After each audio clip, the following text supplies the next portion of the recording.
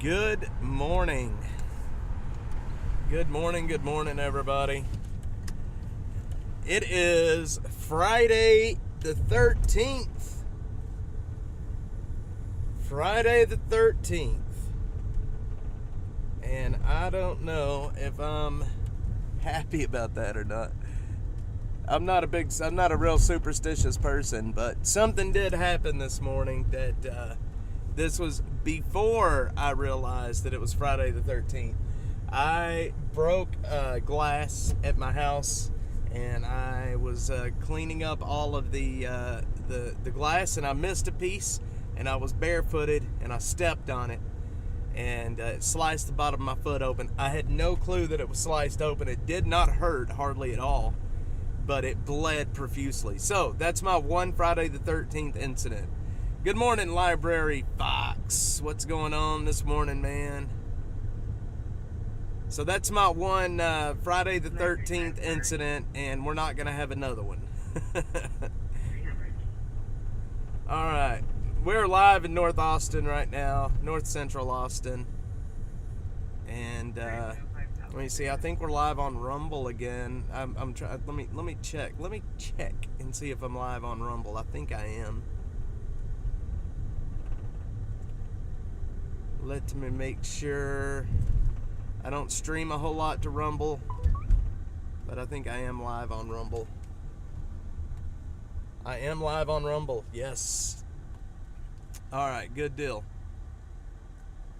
Control 35, responding 310535. So, I don't know why it is that the bottom of your feet, when you cut them, it does not hurt that bad. I mean, I was reading about it, and apparently that's a thing, that it just doesn't hurt that bad.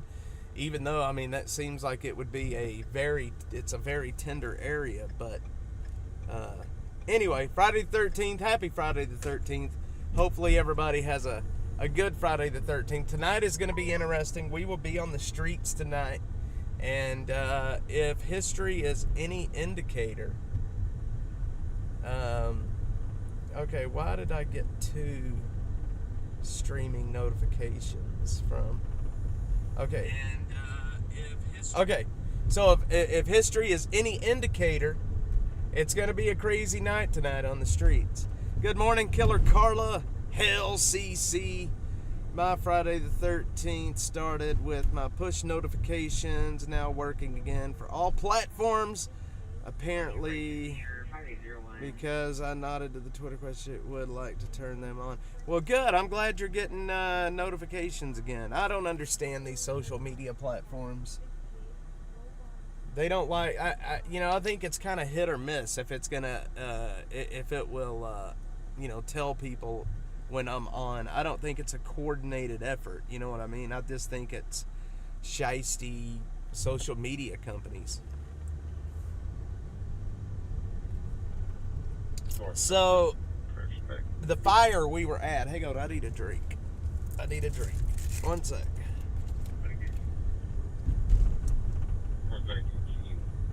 We don't see apartment 141 in building 13.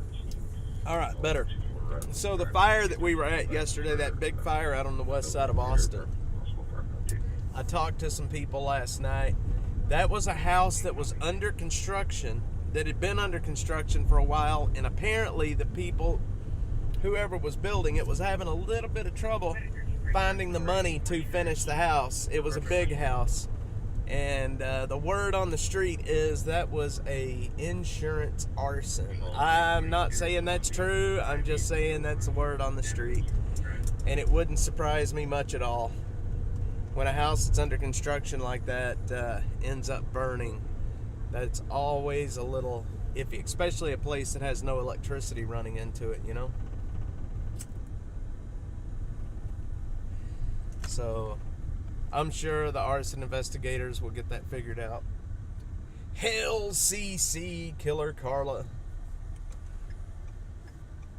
Alright. So we're going to head down to South Austin right now. For those that follow me on X, you probably saw me last night talking about the chainsaw man, Rami, He is back in jail. Rami is, and they picked him up last night. Apparently there was a lot of cops that went to his camp. I think there was 6 of them. And so this is the guy that uses chainsaws to cut down trees because he thinks the devil is in the trees.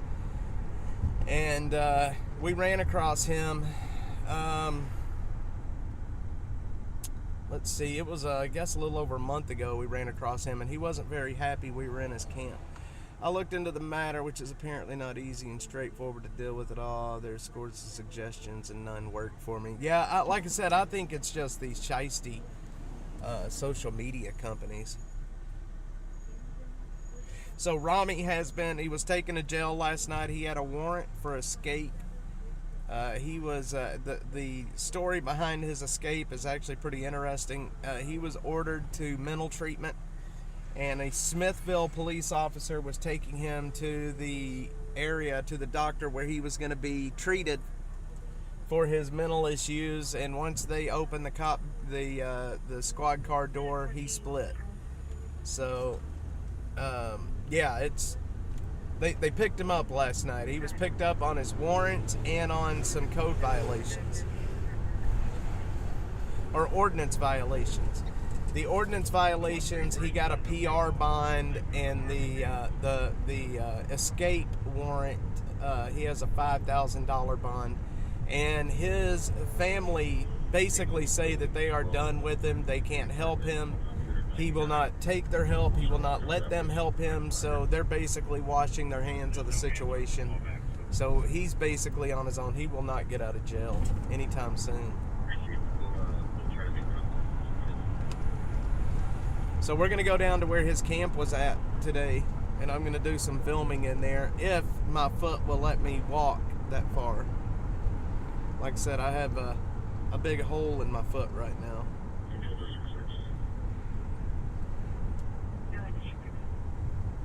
Alright, let's see what's happening around town at the moment.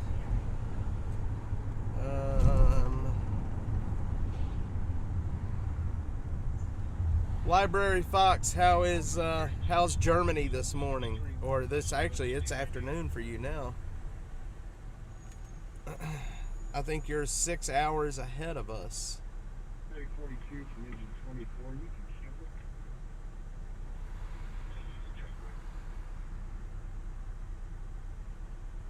We are about to pass a fire alarm activation. We'll take care of this. I think it's the new building. There's some gremlins in it.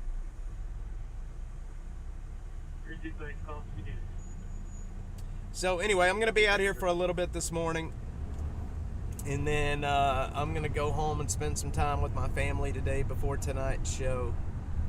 Before Austin After Dark that we're going to do from the streets. It's going to be an interesting night tonight. I hope everybody can join me. Probably start about 7 o'clock tonight. And depending on how busy it is, we'll just go until we can't go anymore.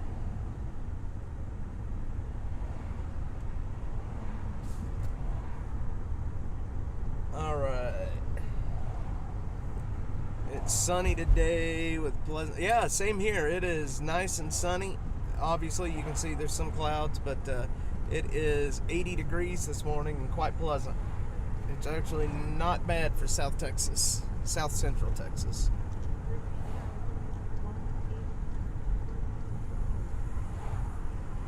South Central.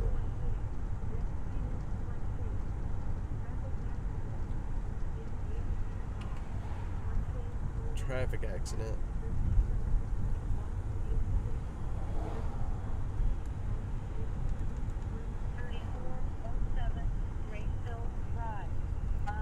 Greystone Drive.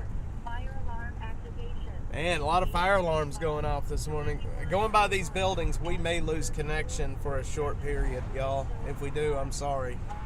Fire on north. Looks like we kept connection all the way by them. That's good.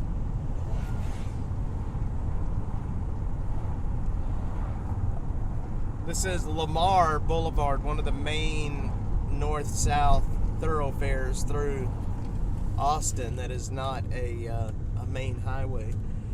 Anyone else play the game? Popping in and trying to figure out where Jamie's at this point. Oh, okay. Oh, man, and I just told you where we were at. Shucks. Most people that know Austin will know pretty quickly where I'm at. I'm on Lamar Boulevard on Friday the 13th, so hopefully today is not gonna be hopefully today is not too crazy. I'm like I say, I'm not a big superstitious person, but Friday the 13th is Friday the 13th. 60 over here. The buildings are still heated up, so it's heating up nicely as soon as the windows are closed. Nice. Well, you know, we are back into our summer temperatures again down here. It'll be up in the upper 90s today and for the next week. But we are almost out of summer, thank goodness. And then we're going to go into some much cooler temperatures. It doesn't get too cold down here. It'll drop below freezing overnight, but it'll heat back up into the 50s or so during the summer. Unless we get one of these winter storms that has been happening here recently, where we have, you know, several days worth of ice and snow on the ground. Good morning, Kathy. How are you doing, ma'am? I was just talking about Rami this morning. Rami, and I can't pronounce his last name, but he's going to be in jail for a while.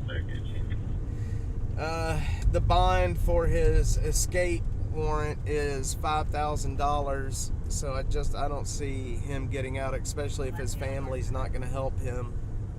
And maybe that's a good thing. Maybe it's a good thing that he's not going to get out. You know, if he's in, they will at least help him with his medications and his mental health treatment. And you know, he's in for escape because he was supposed to be going to that mental institution to get himself some help, and he ran. So hopefully they will get him into the mental institution so he can get himself straightened out. Yeah, what are they going to do? I mean, like I said, when he escaped from a Smithville police officer that was taking him to this the doctor, the hospital, basically. So hopefully they're going to take him back to that hospital, and he needs help. He needs to be balanced out on his medications, and, you know, I've known this guy. Hang on. I've known this guy for about year and a half now, and every time I talk to him, it's like I'm talking to a different person, and that's the schizophrenia. You know, the schizophrenia, this personality issues, and most of the time he's a very calm individual, but on occasion he is very riled up, and it's a shame. He has mental issues that he needs help with, and you know, yeah, and that's the point. They get him cleaned up, they get him on his medications, they get his head stable. He gets to the point where they can release him, and then they do, and then he just stops taking his medicines again, and it's a very rapid and steep decline. But I'm going to go into his camp today. I want to see what he has been doing back there. It's going to be interesting to see what he's been up to back in the woods and what he has built. I want to document some more of the crosses and things. That is, if I can walk back there. I may not be able to walk back there. I sliced my foot open on some glass this morning, and so I'm a little gimped up on my left foot, but we'll see if I can make it back there. I'd like to get in there and document it before. This is Travis County. I mean, there's always a chance they're just going to let the guy go because that's just kind of what they do. But he needs to be where he's at. You know, his family, you know, I feel for them. I know exactly where they're coming from when it comes to those kind of issues. It's the guy needs help, and there's really no way to force him to get that help. So you know, it sounds like his family's kind of washing their hands of the whole situation.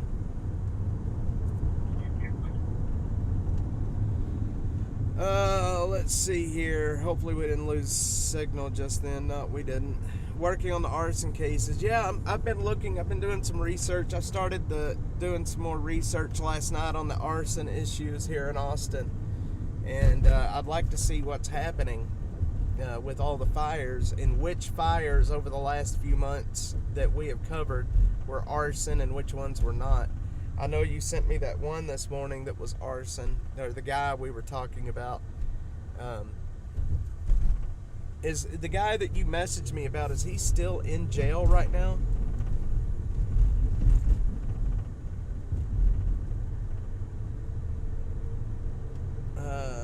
Speaking of that, where was that house fire? It was at number 6 Sundown Trail. I think it was Sundown Trail. Number 6 Sundown Trail, I think. Hang on, let me tell you. I've got it written down. One sec. I think it's Sundown. Yes, number 6 Sundown Parkway. Number 6 Sundown Parkway. It is a large house that was under construction, and apparently it did not have electricity running to it yet. And yeah. Oh, he's got a ton of money. All right, well, there you go.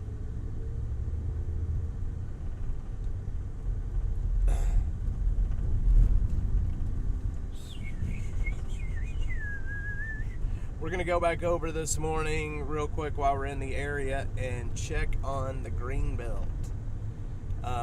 I know I ended the stream yesterday a little quickly when I pulled up there, but the cops were there, and the city, and they were all wanting to talk to me, so I ended the stream kind of quickly. I do apologize about that. But I did find out yesterday, check this out, the city of Austin has a new unit. I call it new. I don't know if it's new, but I've just found out about it, and it's called the Homeless Strategic Unit, I think is what it's called. HSU, Homeless Strategic Unit. Basically, it's 5 officers that's part of this unit, and what they do is kind of what we saw out there yesterday.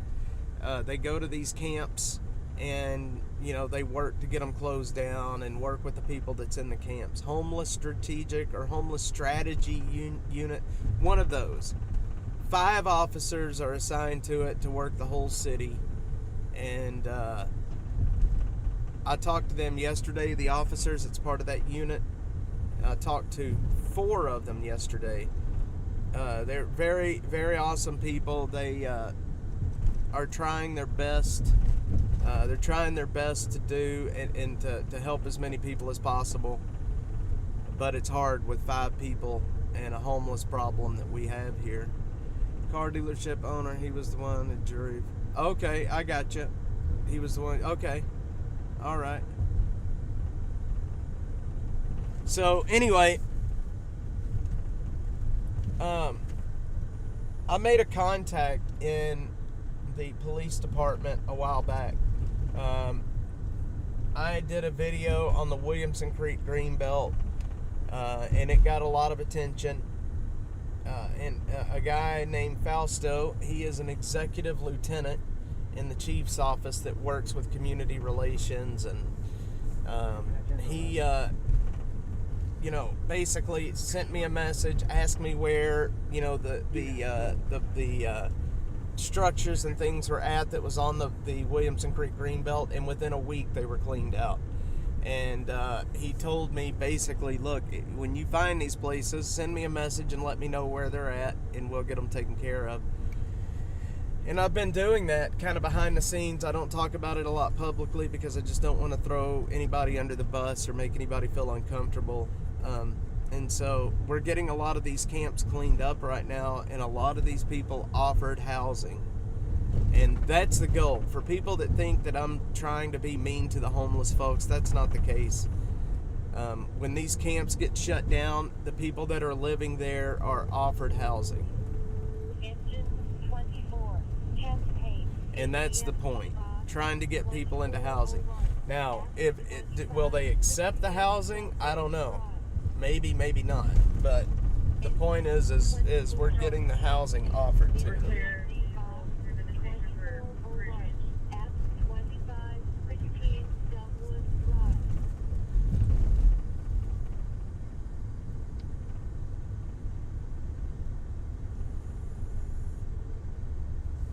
And it's very effective. These videos are very, very effective. You put a spotlight on this situation and the city will act.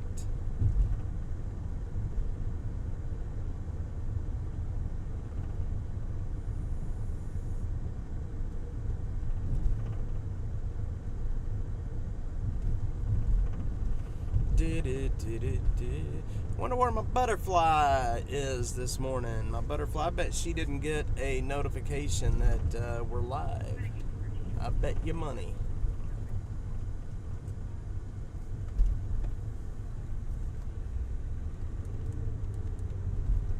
I need to plug in my charger.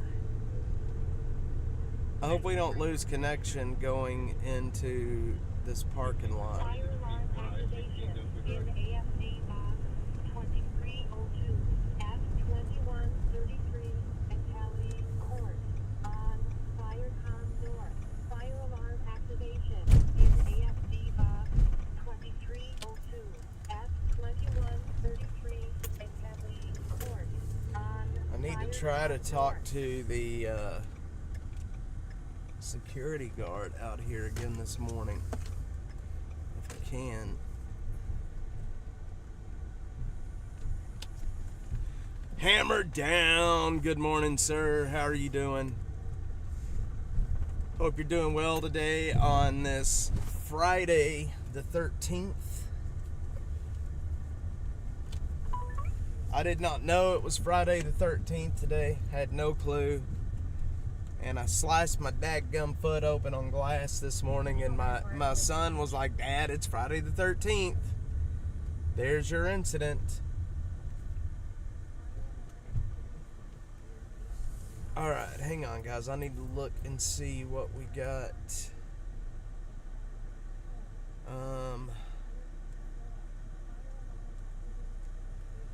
We have an electrical fire.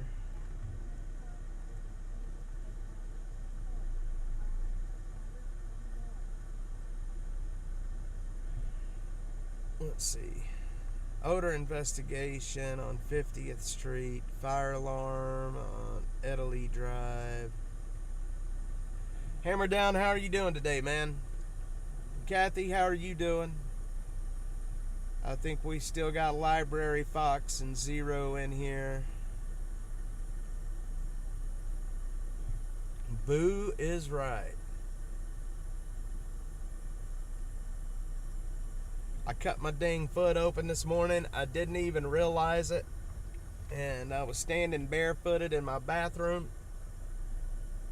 And I felt all this squishy. And I looked down and there was blood everywhere. And my little boy was like, "Oh my God, I'm going to puke." It was a lot of blood, man, for just a cut on the bottom of your foot. Scared the piss out of me.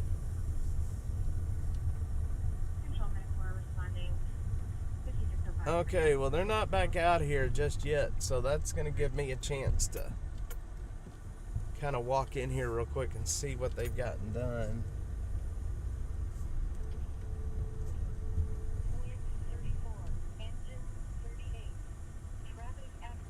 Traffic accident. Oh, man, look. They've already moved more stuff in.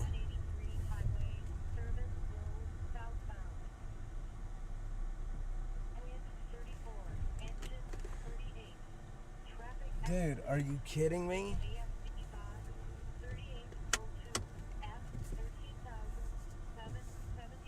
Okay. Y'all, bear with me here real quick. I'm going to walk over there.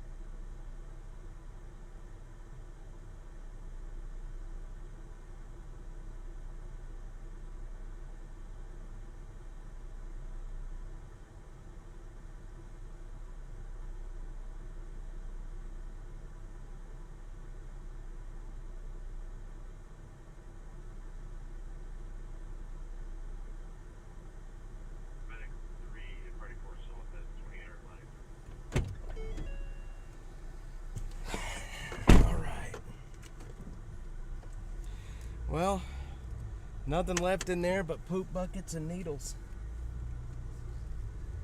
Poop buckets and needles. That's all that's left.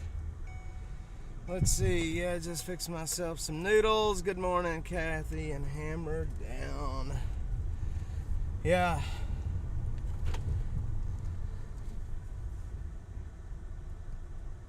It's crazy, man. We'll see how long it takes them to come back this time. I would imagine it's not going to take too long. Just my thoughts. Let's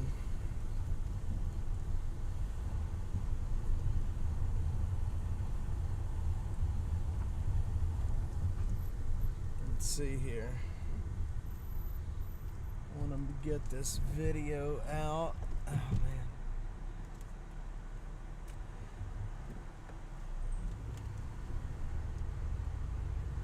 Okay.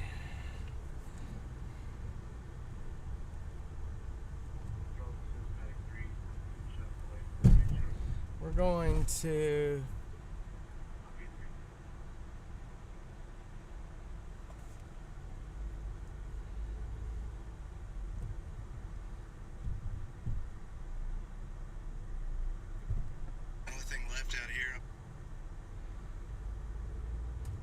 this area has been cleaned once again. We will see how long it takes for it to be repopulated this time. Bookmark this tweet because this area will be repopulated again real soon. The only thing left right now are poop buckets and needles. Alright. Sorry, I had to get that video out. Okay. Let's move on and do what we're here to do.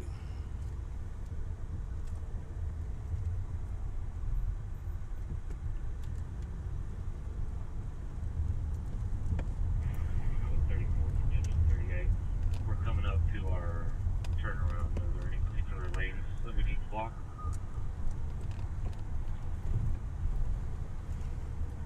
Okay, 3 here, go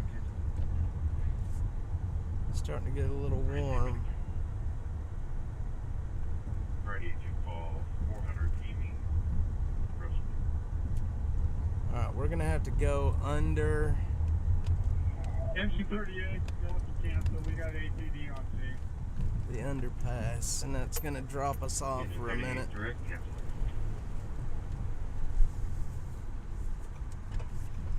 We're going to drop connection for just a sec, y'all. At 4232,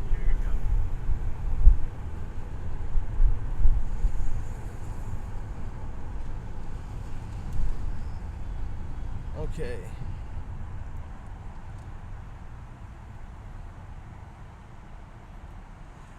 Alright guys, well, I'll tell you what, there's not a whole lot going on right now, is there? For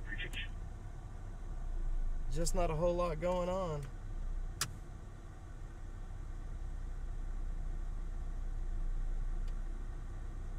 But that's alright.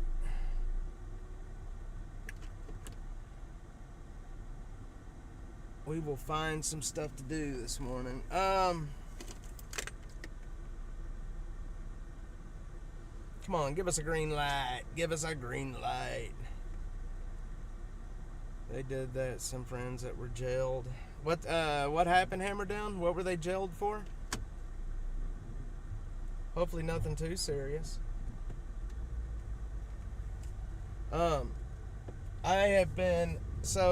I'm making content right now about court, and not only court, but the parole system in this country. And most parole boards, they do all of their stuff publicly.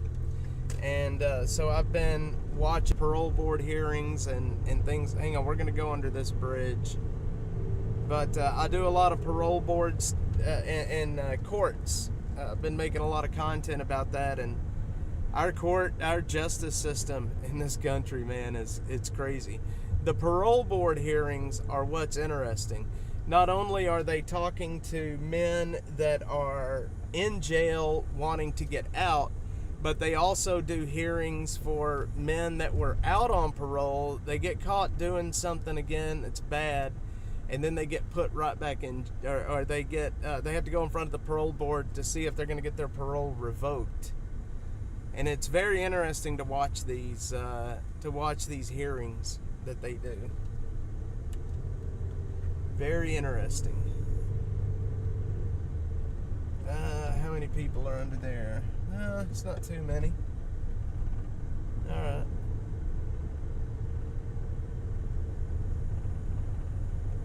All right.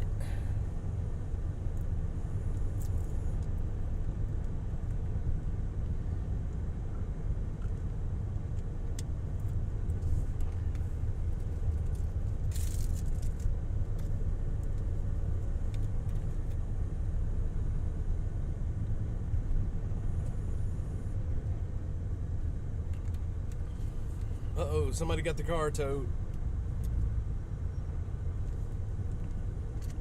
Somebody got their car towed. So anyway, what's everybody up to today? What are we doing? It's Friday. Anybody got big plans? Hammer down. Library Fox. Anybody got dates, or is everybody married? Killer Carla, what are your plans? If anybody is in town and you want to go out and do some streaming with me tonight, send me a message and we'll see if we can't set it up.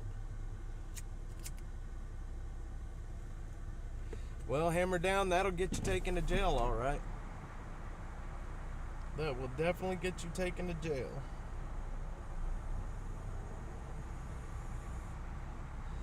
Let's see here. Did I lose my fire radio?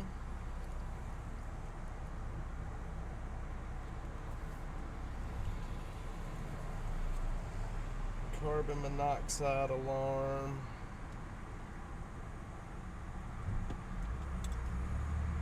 After a few months, yeah. I want to go back by over on the South Center and see how they cleaned that place up. I think they cleaned that house up. Arlie and his crew, the ones that keep threatening me.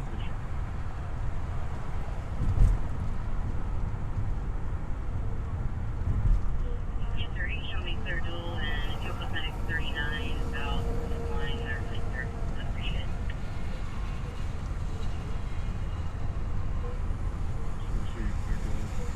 Not married, that's okay. Okie dokie. Spending time with my grands. There you go, Kathy. That's good stuff. Butterfly 71. There you are. I was wondering what happened to you this morning. Happy Friday the 13th to all of you guys.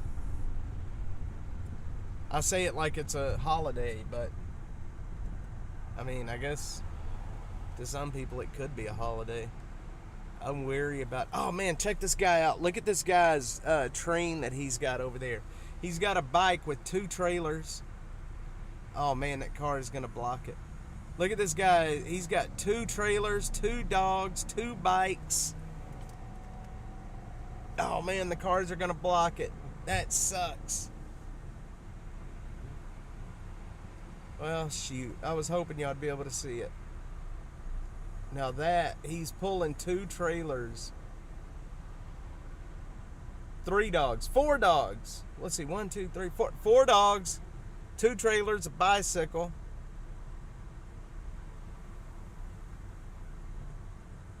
That poor man.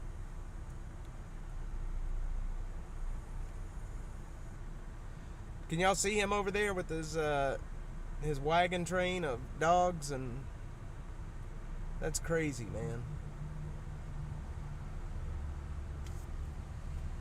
All right.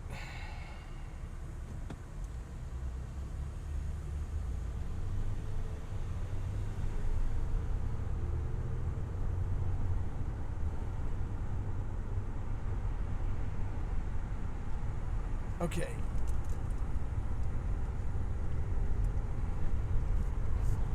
Killer Carla's in the house.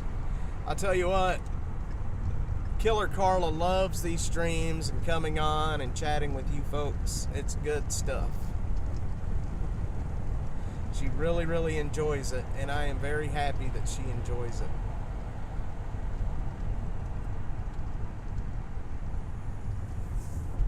Did they move along? Yep, they moved along. They're not there. My handicapped folks are not there anymore. I wonder where they moved to.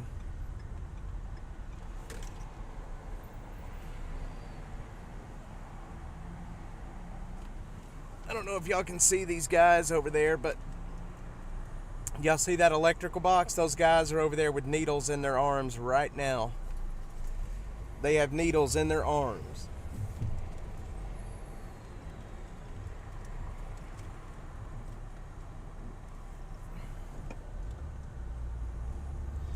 They have needles in their arms. That's so sad, man.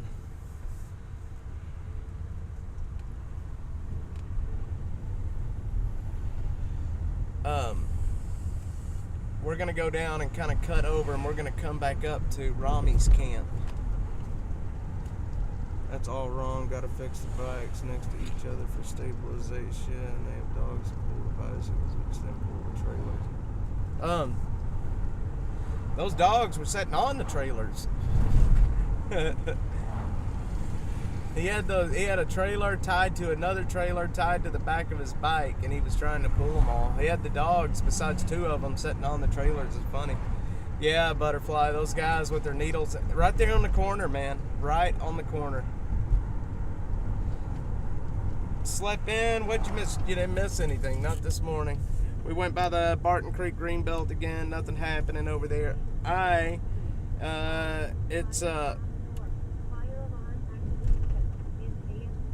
on. It is sick. It is. These people need help, man. They need to be forced into treatment. Now, if you didn't miss anything, it's Friday the 13th. I've had my one Friday the 13th incident. Hang on, trash fire.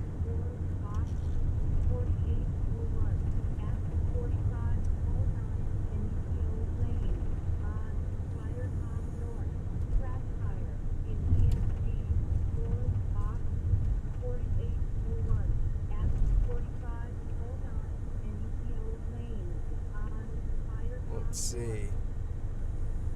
23 minutes. That's way out over there. Could that possibly be a homeless camp? I don't think so. No, that's in a trailer park. Yeah, I had my one Friday the 13th incident today. I'm not gonna have any more. We're done with the Friday the 13th today. So hopefully I got it out of the way right after I woke up this morning. I broke a glass, and I cleaned the glass up. I thought I'd cleaned all the glass up, and then stepped on a piece of glass and cut my foot, and I didn't even realize it was cut. And I was standing in my bathroom, and then all of a sudden I'm standing in something sticky, and I look down and I'm standing in a pool of blood. So I had my little boy help me, and it made him a little sick at his stomach, but good to go. No harm, no foul. All good. Good morning, Butterfly. Hammer down, Friday the 13th. Good morning. All you guys are so nice to each other. It's good stuff. I love this community. Oh, it didn't hurt, Butterfly. It didn't hurt at all. It did not hurt at all. My foot's just a tad bit sore, but that's it. I didn't even know I cut it.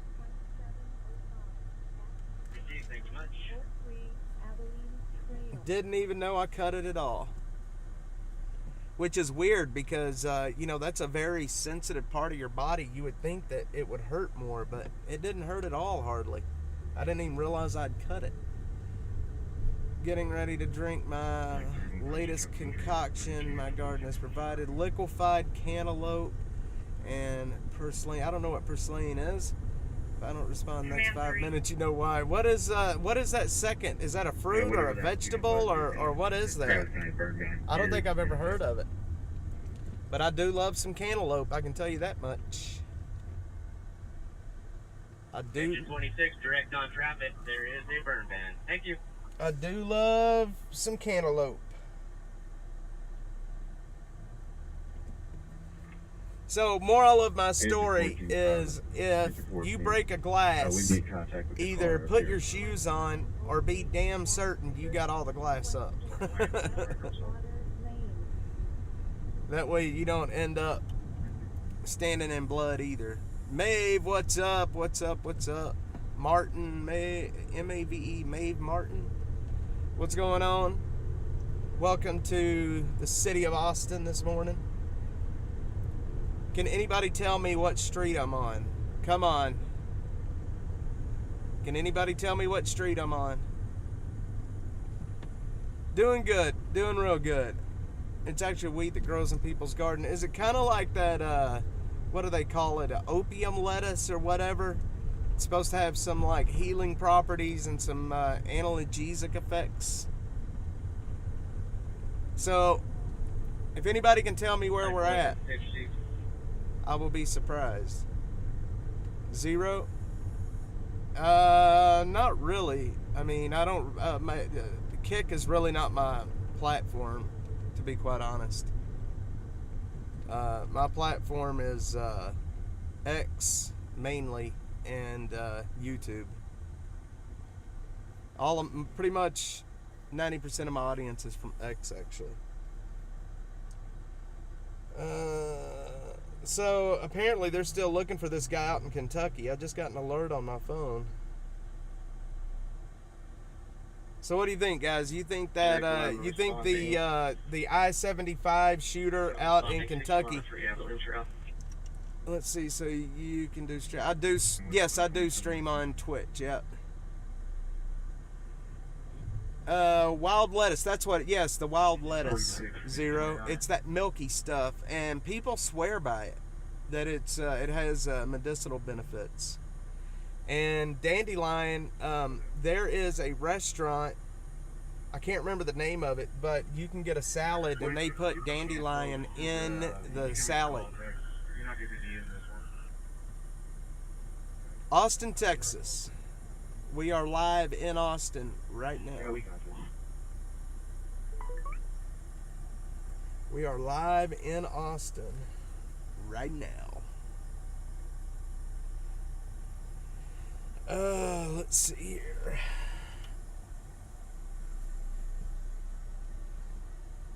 We got a semi blocking our way in front of us. Dandelion is good for you. Is it good for your heart? I knew it was good for you. I just didn't know exactly. Yep, Texas is full of the vibe. I can tell you that much. Texas is full of something.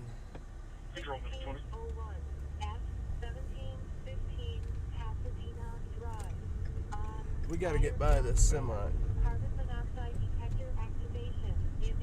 Future profession, like doing any job for a living? Yes, I run a outreach and media company here in Austin. I run an outreach and media company, homeless outreach and crime victim outreach. I am on kind of Stastny. We just passed Stastny. I'm on Congress, South Congress. Yep, Congress. There you go, hammer down. You got it.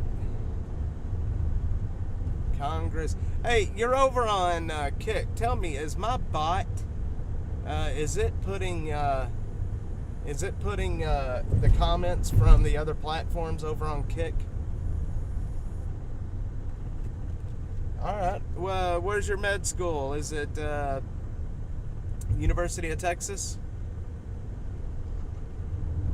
Nope, I am at Congress. That was William Cannon right behind us. Congress and William Cannon.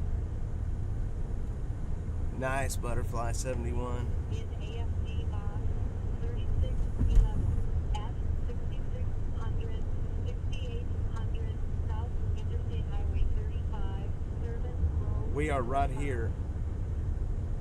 We are right here. 24, truck 36, traffic accident. In AFC box 14, this is 14, fire. at Where you at? 6600 All right. 6800 South Interstate Highway Yeah, you guys 35, just waited. Service Road, northbound.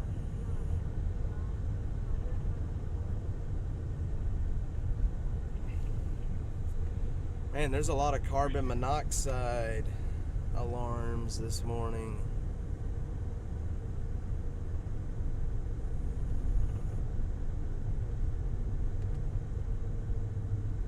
Let's see, we're gonna go over there to that traffic accident, priority 2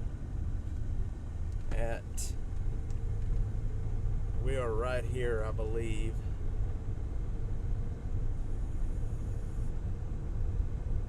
Yeah, we're right here. All right, we're gonna head over to this major accident right now.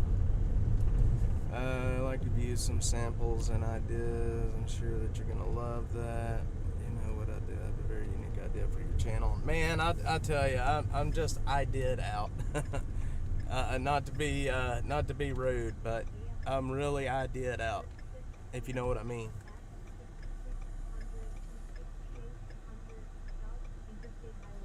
But I do appreciate you coming on in the comments. Very nice. I very rarely get comments on Kick. So we're heading right down. We're at Slaughter and Congress right now. We're going to head back towards Mopac, where there is a priority 2 traffic accident, which is just one above a priority 1.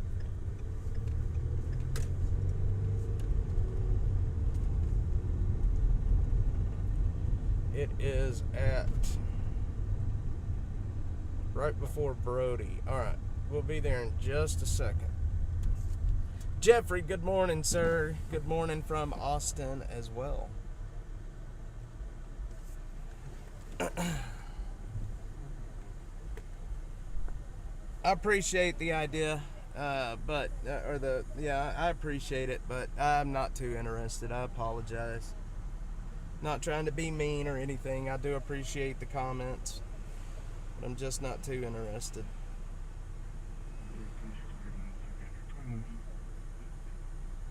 Let's see, this is right in front of, right by the Taco Bell. Yes, Jeffrey, good morning, sir. Killer Carla is on with us. Butterfly 71, 0 Foxtrot, or better known as ZF.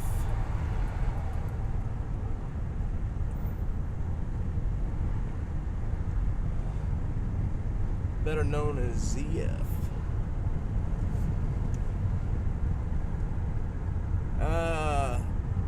So if you're just joining us, we are headed down to a priority 2 traffic accident that's right in front of us here on Slaughter Lane. We are just a couple of minutes out. I'm hoping we have an area we can park and get some good video from.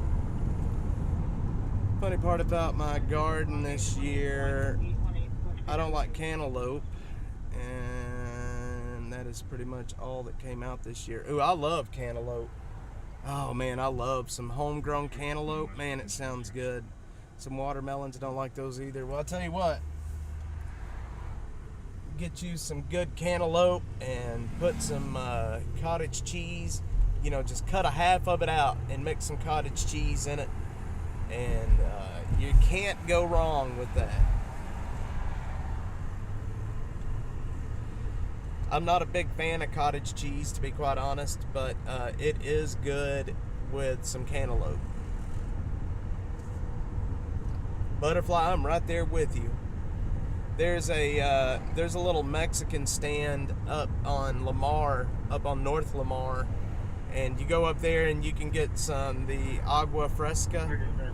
You get some cucumber, and they will cut you up a watermelon right there, and they will put some tamarind on it. They'll put all kinds of good stuff in that cantaloupe, and it is good stuff. You don't like cottage cheese? Come on now. Cottage cheese is good stuff, guys, and it's good for you too. It just reminds me of eating a bowl of fat. if you know what I mean.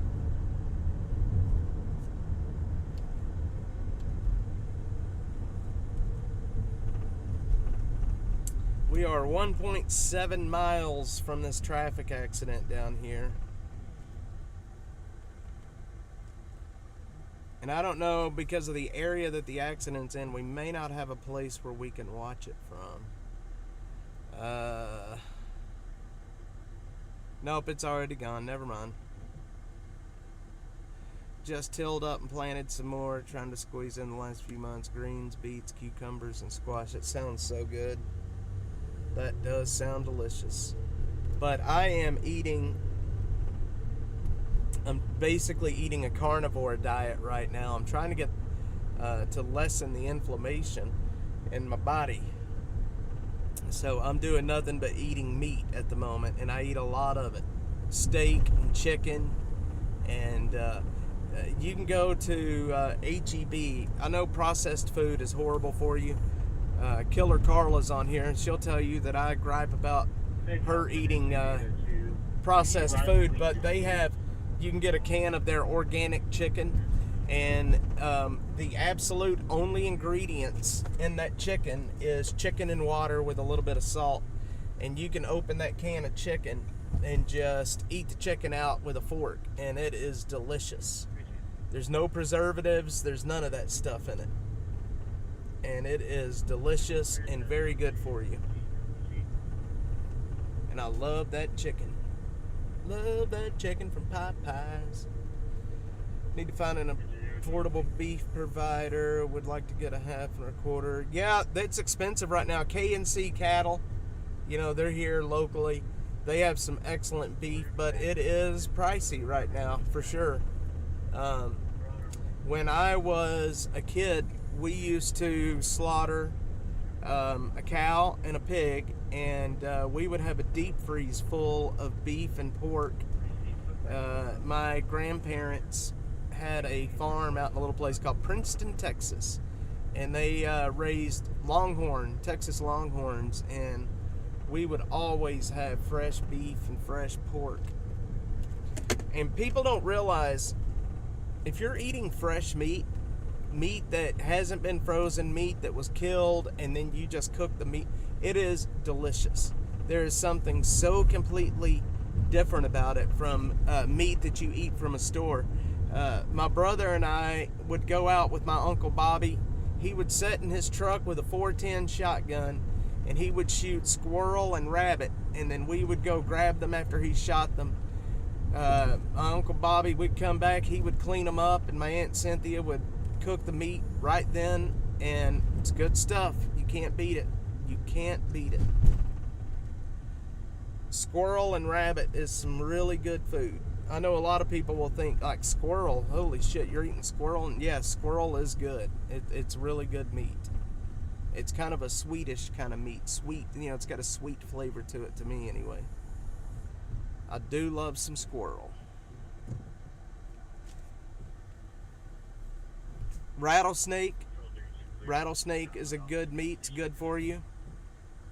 Very low fat, very tasty. It's flaky, kind of like a fish in a way. But sometimes the rattlesnake is a little too gamey for my liking. It's got that kind of a gamey flavor to it. So we are headed up to, we're going to head up to Rami's camp. I think we're on Brody right now. We need to head over to, no, we're on Westgate. All right. Yeah, we're on Westgate. Let's see here. As long as not dogs and cats. No dogs and cats. I'm not a Haitian. Y'all want to hear something funny? So, I guess it's not really funny, but when I was homeless, I slept at that church. I know I've told y'all that 100 times, but I slept at that Methodist church, and I slept in an area with two other guys, a white guy and a black guy, and we did that because it's safer, to sleep with, to have people around you. I think we're offline, y'all. Are we offline? Okay, we're back. It's safer to have people you trust around you. the guy, the black male that I slept with at that area, I got to know him really well over the months. He was from Haiti. He lived here illegally. He came here illegally. He told me a lot about Port-au-Prince and how it was living there. And I'm going to tell you right now, he practiced voodoo. He had these, it wasn't voodoo like you see on TV, but he would do these chants, and he was very open about that. Yes, it was voodoo. And I got to know him pretty well. He was a very nice guy. I didn't see him eating any cats or anything, but basically he came here to have a better life, for real. He got here legally, and he was just working jobs like I was, working day labor, saving money. That way he could bring his wife and child here from Haiti. And that is the only information or the only experience I've ever had with a Haitian. But apparently, if you go up to Ohio right now, you can have a lot of experience with the Haitians. He was a very nice guy. He was, I mean, the chants and the things that he did was a little odd, but I didn't think anything of it. You just ran that damn stop sign. I didn't think anything of it. But now that I hear all this stuff about voodoo and people saying, oh, it's not true, I'm telling you right now it's true. They do practice voodoo. That is, it's part of their religion. So all these people online saying that, no, that's not true, no, that's not true. It's very true. So people get online and they start talking about stuff they really don't know what they're talking about, simply because it's not politically favorable to them. But like I said, I never had any raw dealings with this guy. He was always very nice to me. We kept each other's stuff safe. He would watch my back and I would watch his, and we got along just fine. Yeah, I'm telling you. No, he's a very nice guy. It took a while for me to really start being able to understand him, his accent. He knew English, but boy, was his accent thick. And when he was doing his, I guess you call it, prayers before bed, I don't know what he was saying. It was, I guess, in Haitian.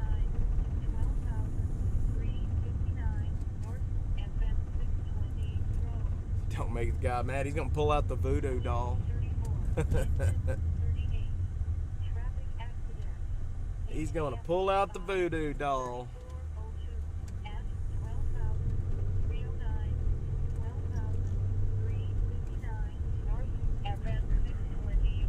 Okay, that's a bad accident up on 620. Guys, we're going to have a lot of fun out here tonight. The streets of Austin tonight. It's Friday the 13th, and it's probably going to be pretty interesting this evening, I would imagine. I mean, if history is an indicator, I think it's going to be a pretty interesting evening. We should have quite a few calls to cover and such, so I'm really looking forward to tonight. Very much looking forward to tonight. And I hope you guys will be able to join me tonight. 1503 at 3105 North Interstate Highway 35, northbound. Engine 3, respiratory in AFC box 1403 at 3105 North Interstate Highway 35, northbound.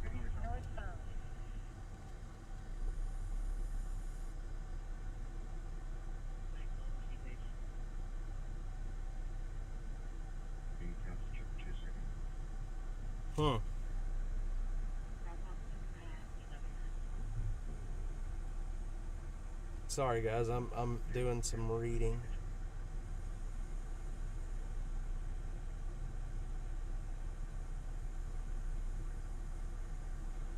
Interesting. Another traffic accident. So, Zero, I don't know if you're still on or not, but Todd Jeffries, the DJ here in Austin, he posted a on Facebook. He posted a picture of his freezer that is absolutely full of deer and pork and all kinds of good stuff.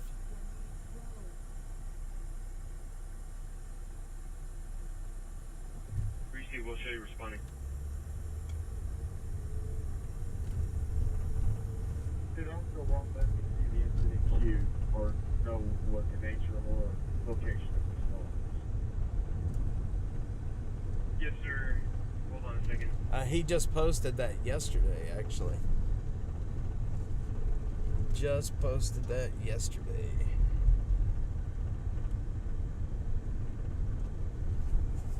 Zero Foxtrot. Yeah, he just followed me a few weeks back.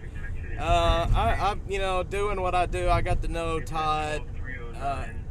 It's funny. I've gotten to know Todd really well, but I have never met Oz, the other guy on his show.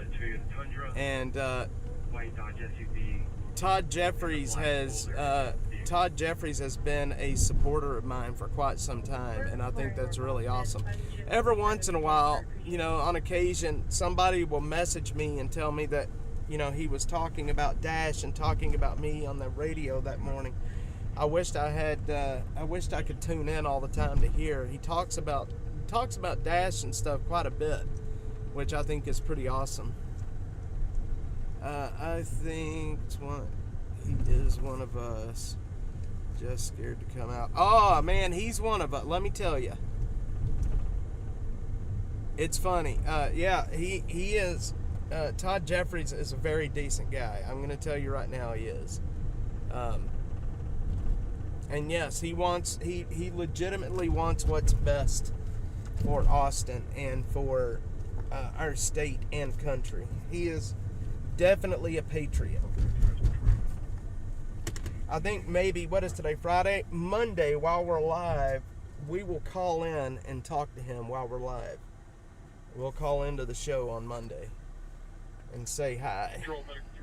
I think, what time is it, 10:20? I think their show is off right now. It probably is, Zero. You talk to him on a personal level, you can tell okay, sorry, I don't want to lose my train of thought here, because we are going to be going by, this is Rami's camp, right there is one of the big crosses. We need to go back in there is what we need to do. Maybe I should park and we should walk in there. What do you think? Should we go in there, guys? Y'all want me to start a stream and take y'all into his camp? What do y'all think? The intersection for the call shows to be at Deer Brook Trail and FM 620. It looks like you're coming up on it. I think we should go in there. Who wants a live view of Rami's camp while he's in jail and I don't have to worry about him hitting me with an axe?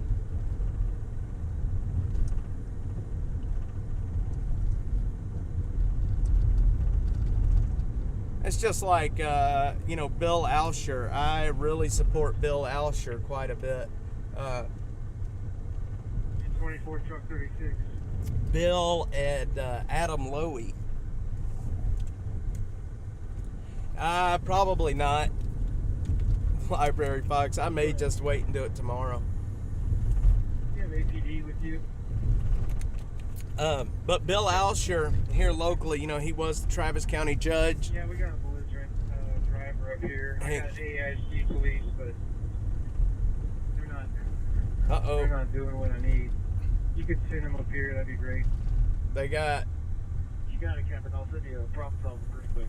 They got the fire department's calling the police. Let's see where that accident's at.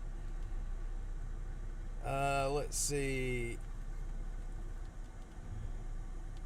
Yeah, Bill is, but I really respect his opinions.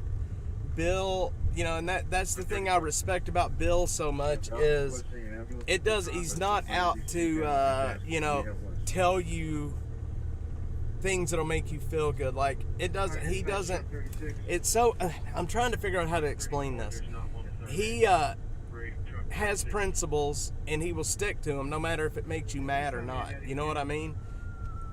Code 3, William Pain in the ass to common sense since he ate. Yeah, but you know, I really respect him and the work that he's doing, especially on the Project Connect stuff. You know, suing the city. He is really doing a good job with the Project Connect stuff. And, you know, Bill donated to Dash a few months ago. He really, it surprised me when he did that, but he did. He donated to Dash. The two people that I was out to get to follow me in this city, Bill and Adam, they both donate to Dash. And I think that's really awesome. Of course, Adam Lowy donates to a lot of different things, but authorities dealing with treacherous terrain, including sinkholes and caves. You know, I'm starting to think, you know, this the guy out on the I-75 shooter out in Laurel County, Kentucky. This is day 7 of the manhunt for him, and I'm starting to think that this guy may have committed suicide. You know, he did his nastiness. He tried to kill a lot of people.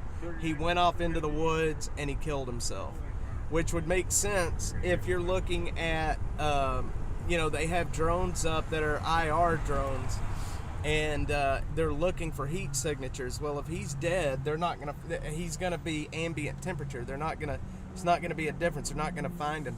I think the guy's dead. I think he went into the woods and killed himself. So there's that. Yes, there is that. I would definitely welcome it opposed to what's running. I'm sure. Yeah. Yeah, it you know, if that was it would be a lot better. At least he's not, like you said, a full-blown, you know, in the cult leftist. You know what I mean? So this came out just a few minutes ago from CNN. Let's see. Thousands of tips have poured in from several states, but the man accused of raining bullets onto Interstate 75 in Kentucky keeps evading capture, prompting school closures. Prompting school closures and a plea for nearby residents to avoid wilderness areas. The manhunt for Joseph Couch, 32, enters a 7th day on Friday as authorities scour the vast rugged wilderness of the Daniel Boone National Forest. He is accused of wounding 5 people with an AR-15 shortly after texting a friend to say, "I'm going to kill a lot of people, or I will at least try." This is an individual we believe is still armed.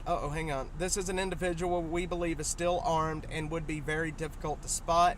We want to make sure that we do not lose anybody throughout this. Authorities have been grappling with the treacherous terrain, including sinkholes and caves. The brush is so thick, officers must use machetes to slice through it. But see, and that's the thing. If officers are having to slice through that shit, he had to slice through that stuff. You know, decomposing bodies are over ambient temp. That's true. That is true. Yeah, you're right, Fox. Library Fox. That is true. I didn't think of that.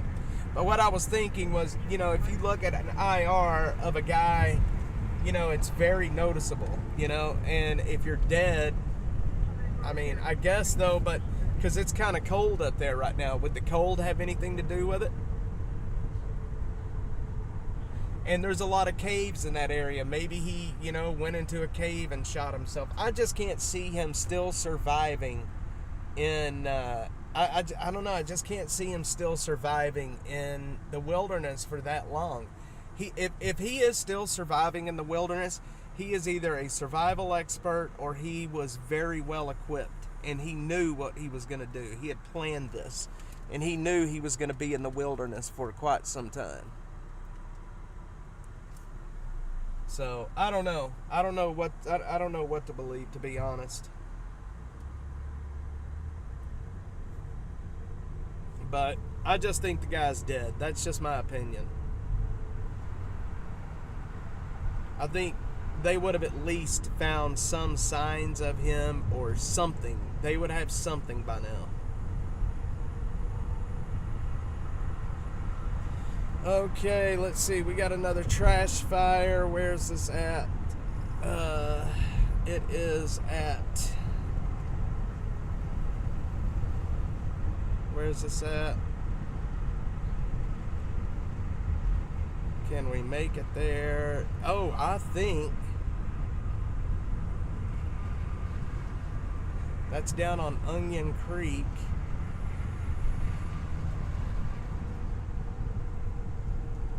Colder it is, the greater. Okay, that makes sense. See, shows what I know.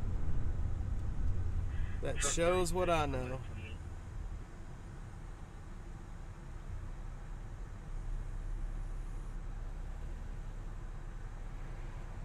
Okay, we're headed over to a traffic accident.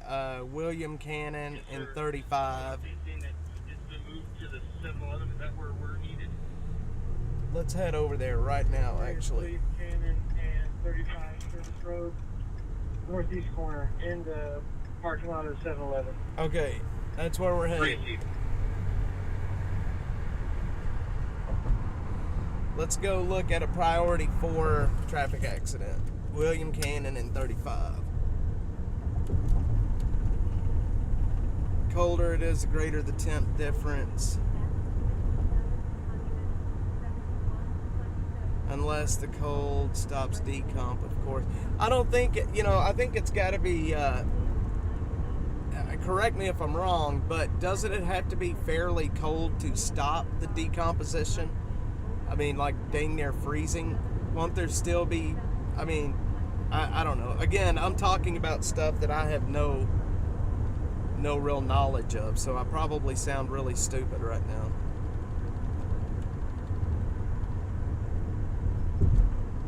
Talking about stuff I shouldn't be talking about. He's probably a wilderness guide. You know how to keep warm. There's plenty of brush and there's plenty of small critters. That's true, man. But I'll tell you, I've watched Survivor Man. Survivor Man had a lot of issues. 134. Les Stroud, man. Now requesting an ambulance to transport one patient. Have y'all heard? Have y'all watched anything about that Survivor Man show and how it got started? And the guy has a very interesting story. Les Stroud does. I think it's such an interesting. If go onto YouTube and search for, the Survivor Man and how that show got started, it is very interesting. You should try to interview someone down a SWAT that works at the Freeman Ranch. Freeman Ranch. If he killed himself, the wildlife is going to eat him. Probably already has eaten him. Freeman Ranch. Where is Freeman Ranch at?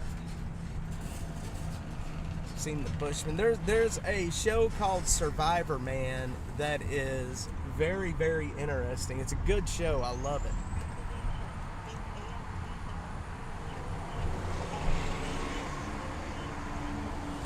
Come on, boys, let's go.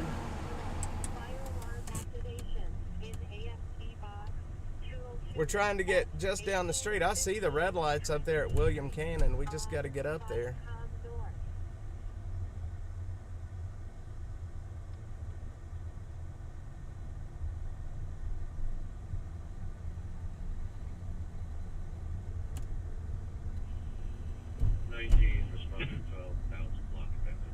Used to watch the one with Bear Grylls and the other two, but not Les Stroud. Yeah, I watched the Bear Grylls show too, where he would drink his pee. Come on, he would. Wimberley and San Marcos. I've got a friend that lives in Wimberley. She's on Twitter. I can't remember her Twitter handle right off the top of my head though.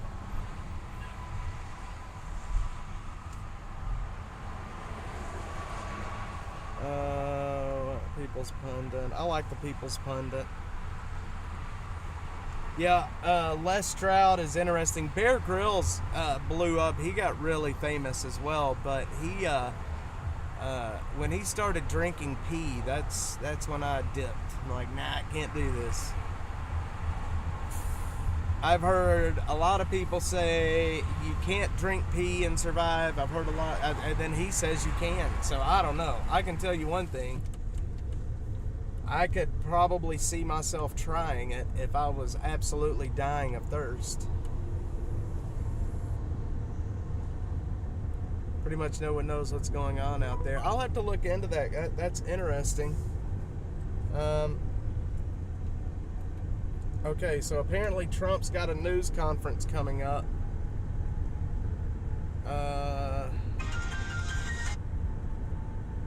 Is that something we can cover, his news conference? Let's see. Let's see if that's something we can cover.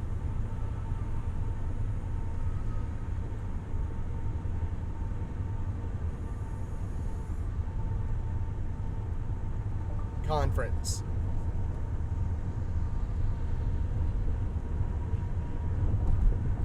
Let's see.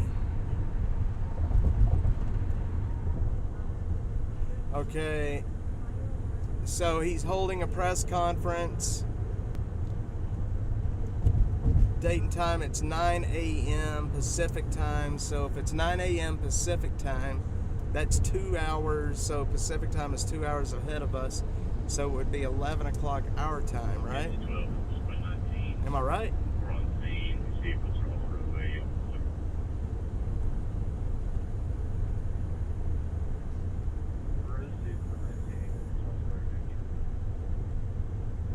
Okay, do y'all want to watch? Should we stay live and watch the Trump press conference together? Is that something y'all want to do? We can do it if you want to. Oh yeah, there's a nice big old wreck happening over there. Holy smokes, it looks like... What in the heck has happened over there?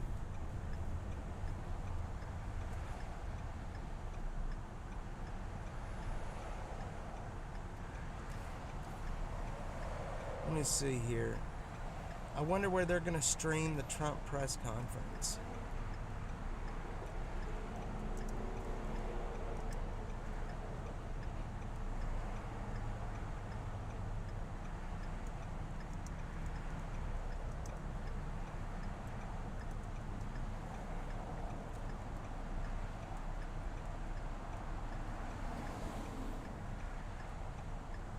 Looks like we can watch it on the Hill.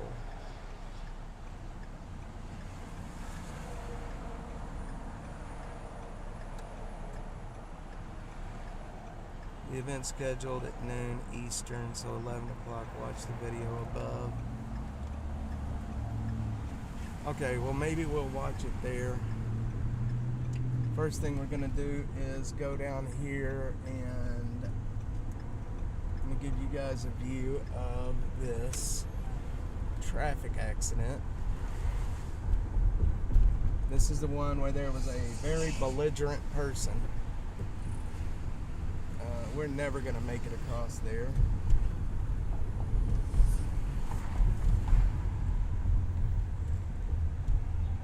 RSBN. Okay, we could watch it on RSBN. Eastern is 1 hour ahead. Pacific's 2 hours behind. Okay, so that is happening at Trump press conference. Hang on, I'm going to try to find a source for us to watch it.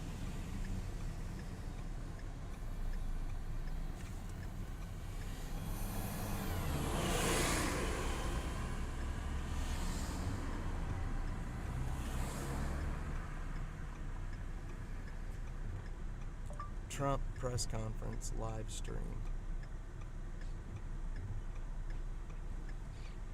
Okay, we can watch it on the Hill. Okay, I see where we can watch it, y'all.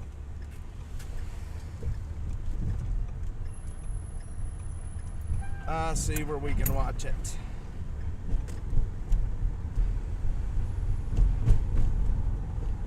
So we got 20 minutes before it begins. Sorry, I know I was under trees. My bad.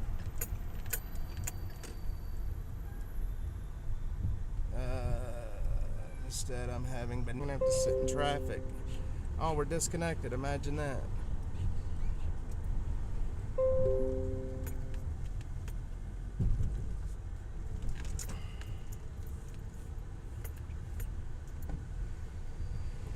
I don't know how to get in. Okay, that's where I can get in right there. Okay.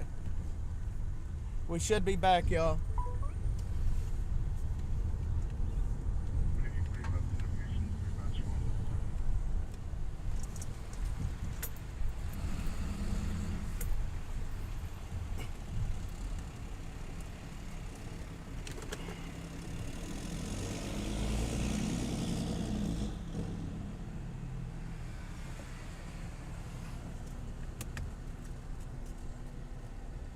Engine 38 from Medic 19.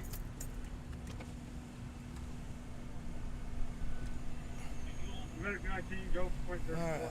Yes, he is, John, here in just shortly, and we're going to watch it.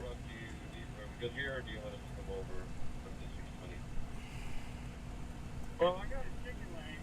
Hey, I'm come around the corner and have a face-to-face with you. Receive. So apparently this accident that we're at here, the person, you can see there's a Austin ISD police officer here. Apparently the people that were driving got a little belligerent, and they were causing some issues, and the fire department was asking for the police department to get here ASAP.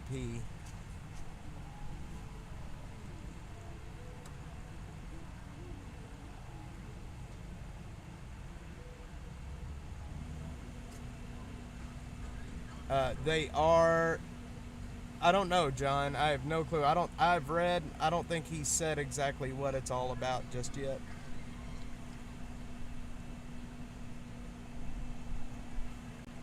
I guess that's truck 36.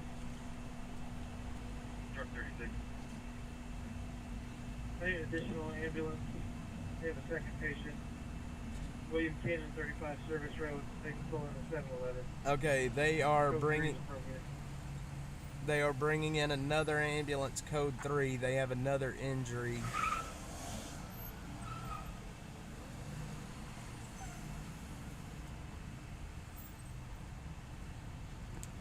So a second ambulance has been requested for this location. Call 6. APD, please. Okay. Receive clear 19.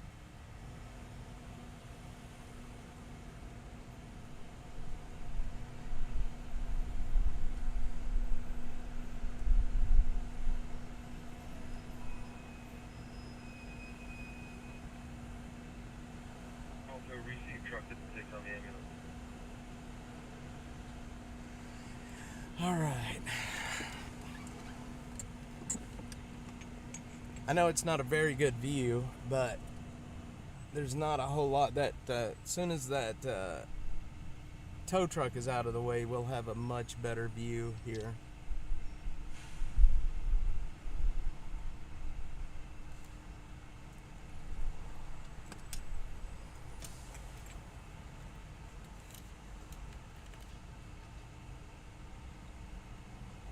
Medic 20 engine 501 Captain.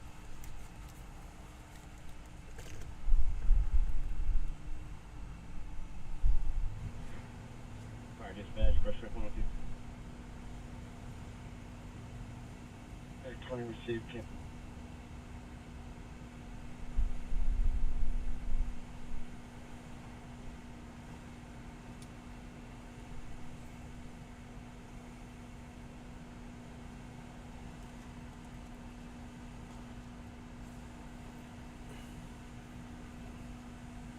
RSBN Newsmax. Do they have a YouTube channel?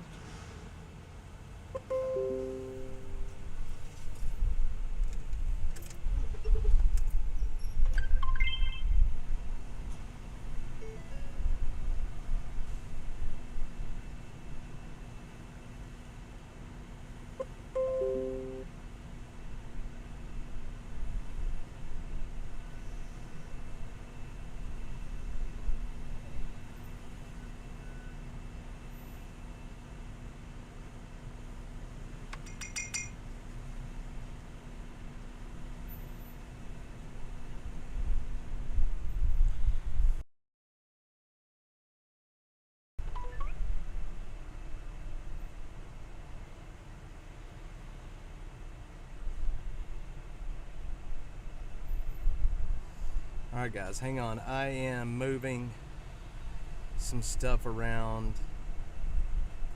Okay, we gotta move. Okay, we're gonna probably lose a little bit of connection down here as I go around these pumps.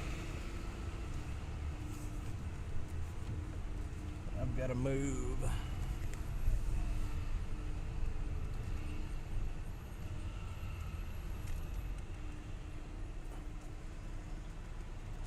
Nobody in handcuffs, it doesn't look like. Definitely a lot of officers here. That guy right there doesn't look too happy talking to those women. Okay, dude, what are you doing? Okay.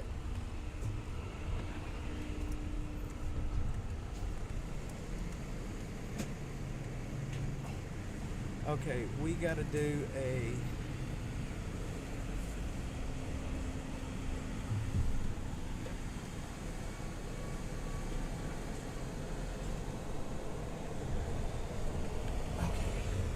Let's roll. I gotta cool my computer down, y'all.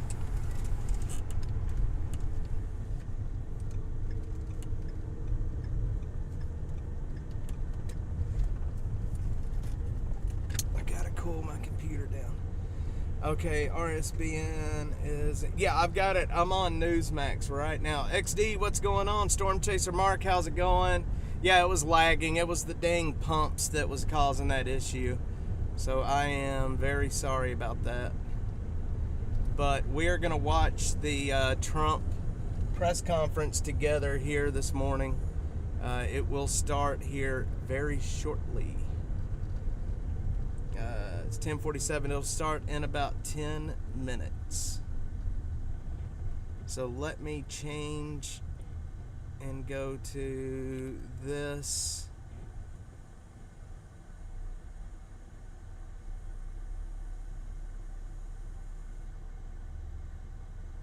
Make sure my camera is right.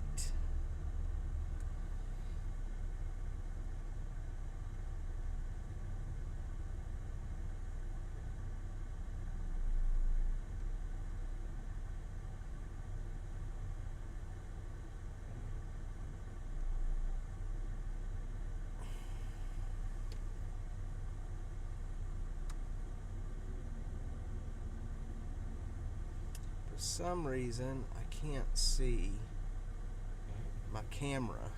Can y'all still hear me? Is my mic on?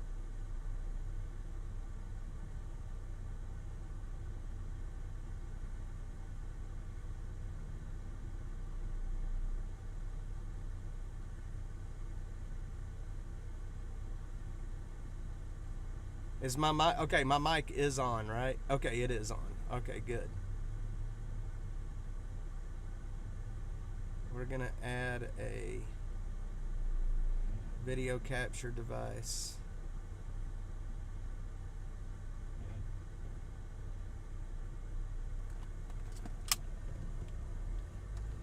Man, my computer is just lagging like crazy right now.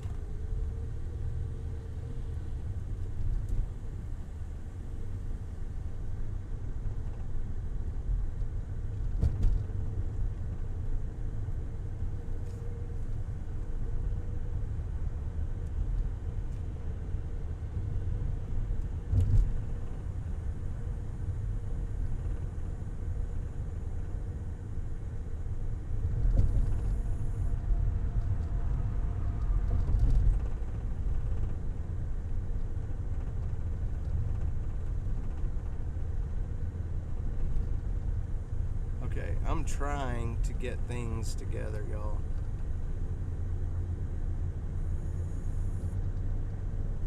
Hang on, my camera is gonna come back up in just a sec.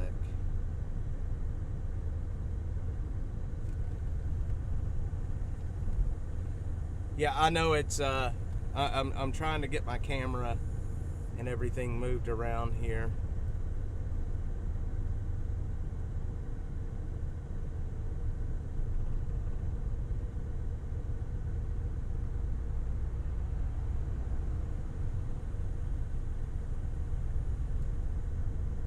Okay, I just gotta stop for a minute because I'm screwing stuff up.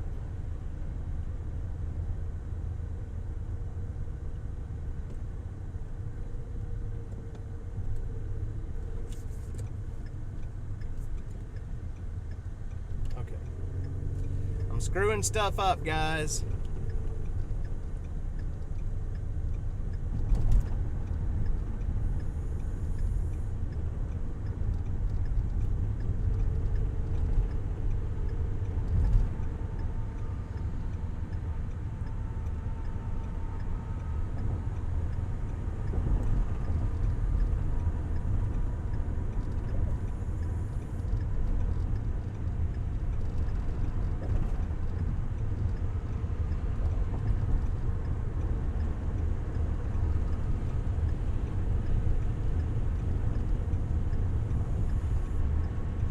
For some reason, I can't get my camera to kick on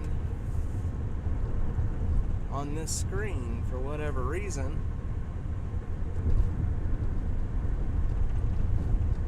I'm not really touching my computer too much.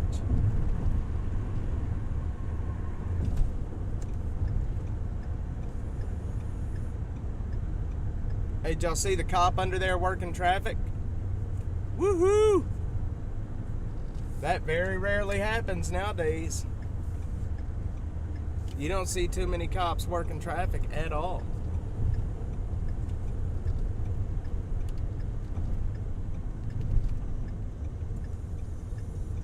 I'm coming down.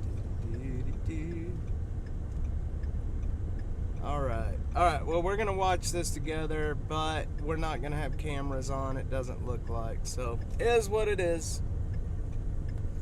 All right, so what do you guys think he's gonna say? Anybody got any ideas what Trump is gonna be talking about again? No, we're at Old Torf and 35. Big Old Torf and 35. We're going down here to Fentanyl Central right now.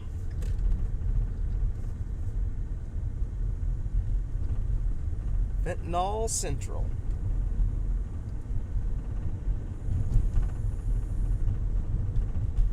So this is the area right here where the tactical intelligence unit, they operate in this area quite a bit apparently, where they have undercover units posted around this area, you know, doing surveillance and just kind of watching to see what's going on. And down here they watched a guy doing hand-to-hand drug transactions, and they got a warrant, or they applied for a warrant, and it was denied. Of course it was denied. In the paperwork where the prosecutor denied even trying to get the warrant, she said there was no public safety issues, so they're not going to even bother with it. And the guy was doing hand-to-hand drug transactions over on Burton Drive. So you should start another Google map and start putting things on it like Fentanyl Central. Yeah, I should. The maps are hard to keep updated. I'm so busy as it is right now with everything. I just don't know if I have time to do another project like that. If anybody wants to do a project like that, I would be. It is, John, that's exactly what it is over here. If anybody wants to do a project like that, I would be happy to provide data to you, and I would be happy to promote it for you if anybody wants to have, if anybody wants to run a map. Like I said, I can give you access to what I do is these crimes and then the homeless camps, I put them on a spreadsheet with coordinates, and not only coordinates, but coordinates and camp inventories and things. I've got a huge spreadsheet that I use, and you could use that spreadsheet to build a map that you could share to the public.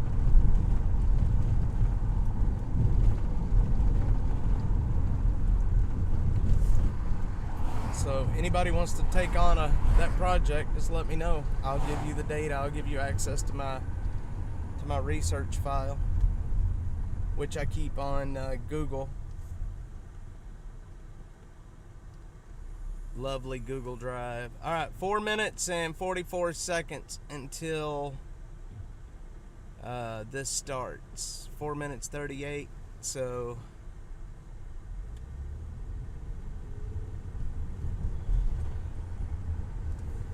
I'm a 6-gun lover, gambling in the winds. Diddy.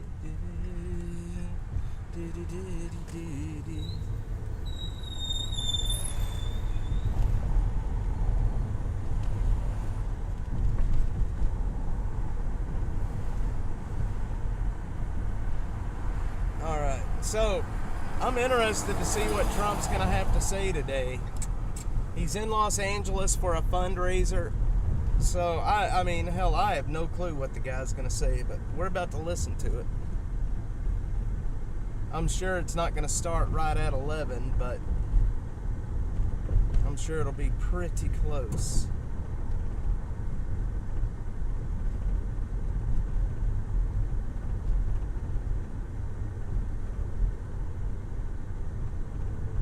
RSBN. So it's 12 p.m. Eastern time. That makes it 11 o'clock our time.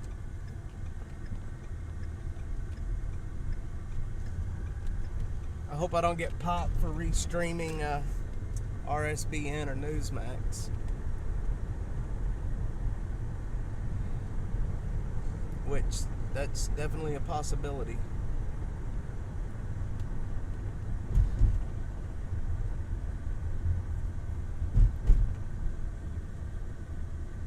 Definitely a possibility. Okay, let me see if I can get this working.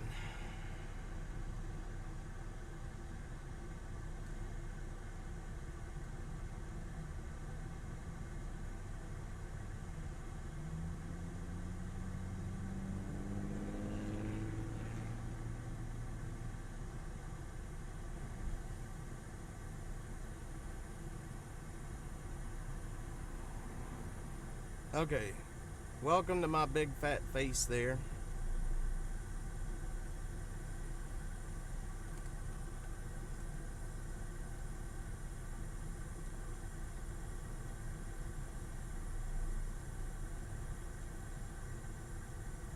Okay, that looks good.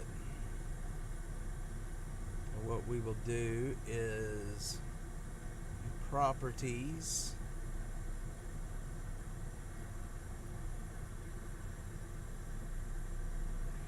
And then we're going to hit deactivate when not showing. That way I can move over here.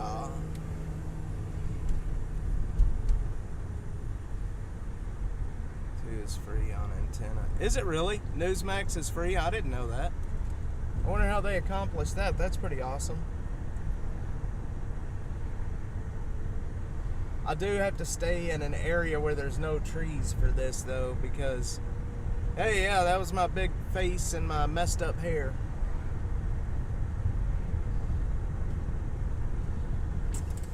My big face and messed up hair is what y'all just saw. I took my hat off.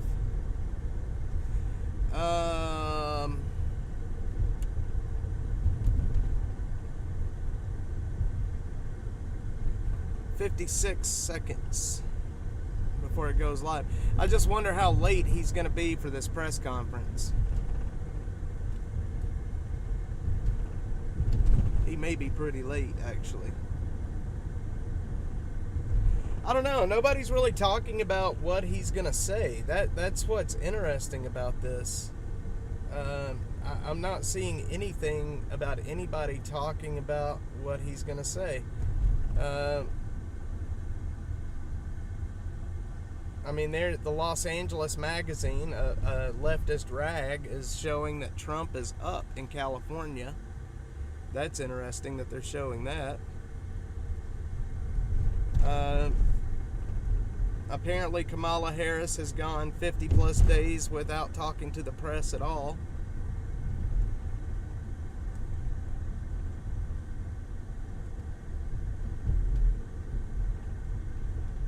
So we're just waiting on Newsmax to go live right now. I'm gonna cut the chat off over there because we don't need to see that.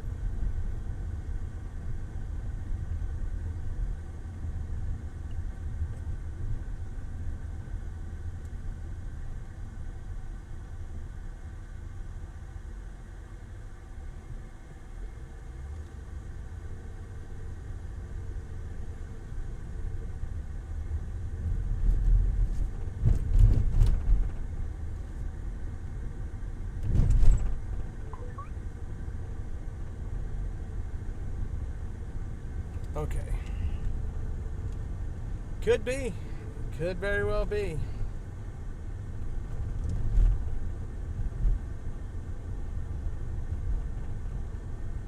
I would imagine they're going to be late. Newsmax is late already. I would imagine they're going to be late. Alright. Austin police searching for leads in the homicide investigation 5800 Spring Meadow Road. Morphed into a crime-ridden shithole. Yeah, we're over here right now. Anybody know where we're at? Come on, Zero. I know you're still watching. Do you know where we're at right now? Anybody? Now remember, if you're watching the stream of me and you're gonna watch the stream of Trump, we're gonna be 3 to 4 seconds behind. I've got a delay set up, a 3-second delay. Boy, wouldn't that be crazy if that was the case? If Newsom did endorse him? I mean, I think hell would freeze over before that was even a possibility, but it could definitely happen, I guess.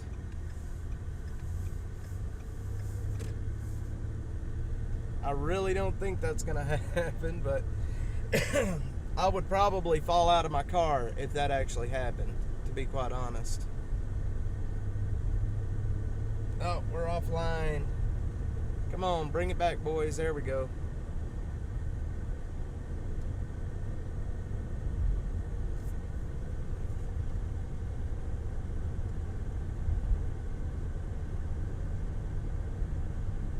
Yeah, they're late. Everybody's late right now. I would imagine Trump's going to be pretty late. I'm not going to be able to stay live for too long today. Much longer if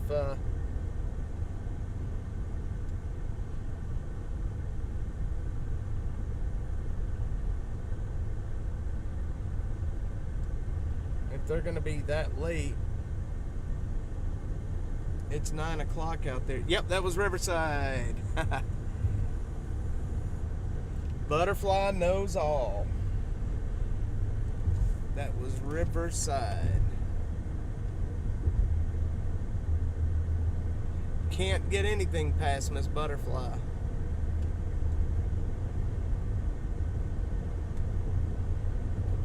Alright, let's see if there's any incidents happening right now while we wait.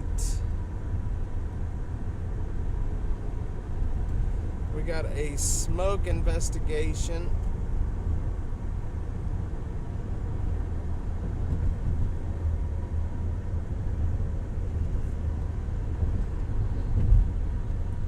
That's out on the 183 toll road. Could that possibly be a homeless camp?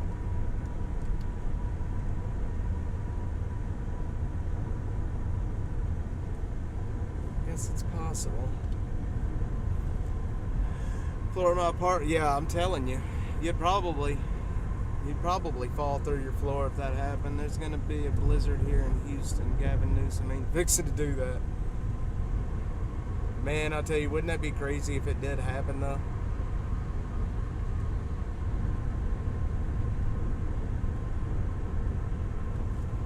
It would be nutso. Alright, let me see here, guys, what we can do. This country, and you have a natural gift and we're talent, whatever industry it is, keep on going. President Trump talks about being an outsider. Well, he's about to take that. Alright, we're going to change, and we're we're going to go to the RSBN network, which is live, and we will just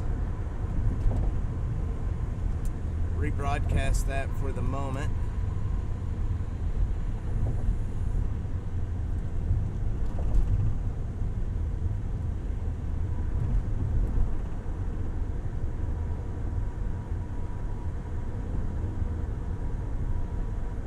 Los Angeles. When he's talking today in Nevada, this is a person that, yes, many people have many things to say about President Trump, but just the individual, he's putting everything on the line, and many of us are too, for this country.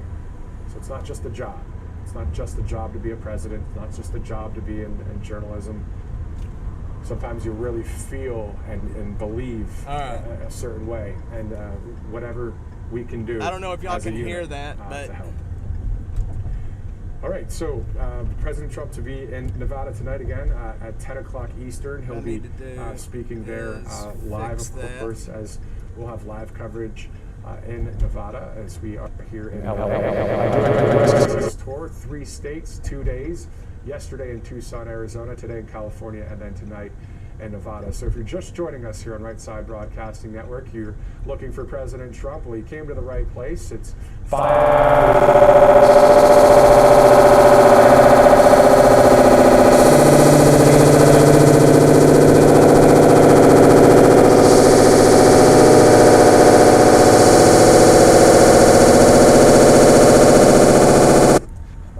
Are coming together, to be honest. There's so many events that we're covering. But when President Trump was at Trump Tower in New York, that specific press conference was geared toward all of the lawfare that's coming against President Trump. So President Trump was refuting all of the lies that were coming against him. So today in LA, I have no idea what this press conference will entail. So we'll all watch it together here on Right Side Broadcasting Network. Go ahead and send this to your friends and family out there as we get ready to see what President Trump has to say. Also, if you missed the interview with Lee Smith from earlier, he's a New York Times bestselling author and wrote a book that is going to be released on October 15th. It's called Disappearing the President, Trump, Truth Social, and the Fight for the Republic. At first, I mean, we've known about Lee Smith for a while, of course, but I saw just recently on Truth Social, the actual Truth Social account reposted something about Lee and his new book out there, so we definitely wanted to get him on here at Right Side, and we did earlier, so if you missed that interview, you can scrub back a little later and check it out. Birch Gold Group's one of our great sponsors as we await President Trump there. Trust me, as soon as we see, our directors will see the president, even if you don't see that on screen, we'll go right there to it as soon as President Trump steps out there. This is a free fight. It's not Halloween yet. A free fight silver coin that you can get through Birch Gold Group. All you do is text Trump to 989898. So it sounds about you have normal. to get one of the products with Birch Gold, and you'll get this free silver coin. On the other side is I don't want the White the House. stream to be And too on the much front louder is than my as you see there, vocals. the fight moment on J13. Text Trump to 989898. You get a free info kit. Isn't it crazy we can do all this from a car? I mean, honestly, is it not pretty extraordinary? I think it's pretty badass that we can do all of this from a car. You get a lot more information. I mean, I basically have a studio running in here, and it's just crazy to me that we're able to do this. It's 12:08 Eastern, 9:08 on the West Coast. As soon as President Trump takes that podium, we will be going there live.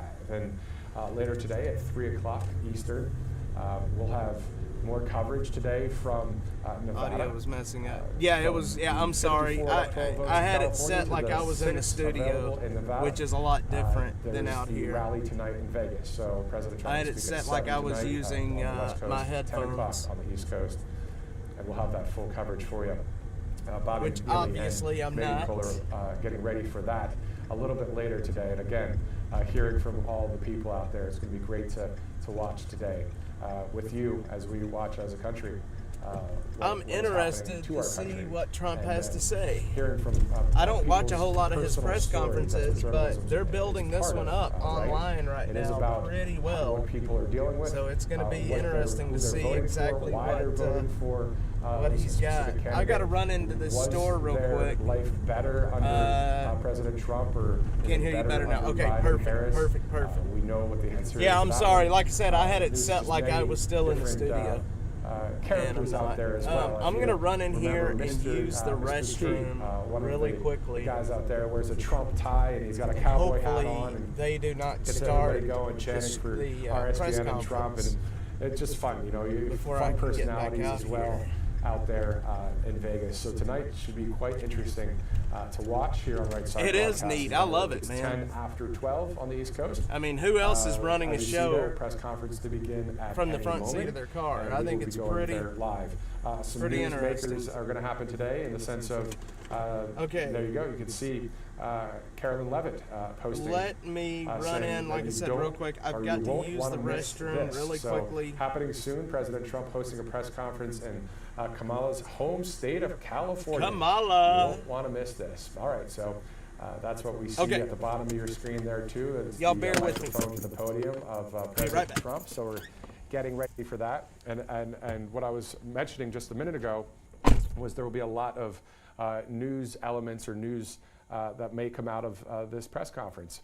Do I know that to be true? I don't, but usually when President Trump speaks, there's definitely some news that happens. Specifically yesterday, no tax on overtime tips he proposed yesterday. So who knows? We'll see what happens. We're all watching this together. At any moment now, President Trump there at Trump National Golf Club in Los Angeles. We do have time to go to a commercial. We'll be right back here on Right Side Broadcasting Network. We'll break in through the commercial if President Trump takes that podium. Trust me, we'll have it as soon as he gets there. I'm Matthew Alvarez here on Right Side. We'll be right back after this break. Hi folks, RSPN founder and CEO Joe Steels here. Did you know there is nearly $1 trillion of infrastructure and pandemic funds yet to be spent? That's right, there's a massive amount of money that the lame duck administration is pushing hard to spend in their last few months. If the president is able to push these funds out, we could see another prolonged inflation surge, just like during COVID. And I'm sure you remember the terrible effects that high prices had on most Americans. Okay, but there's hope. No toilets, guys. A surge in prices can be beaten. No a gold toilets. IRA from Birch Gold Group is the ultimate inflation hedge for your savings in uncertain times.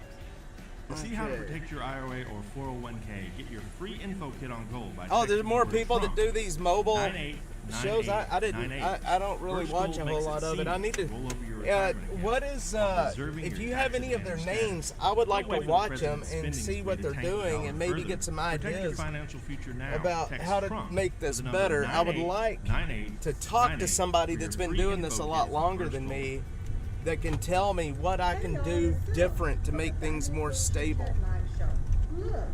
You know what I mean?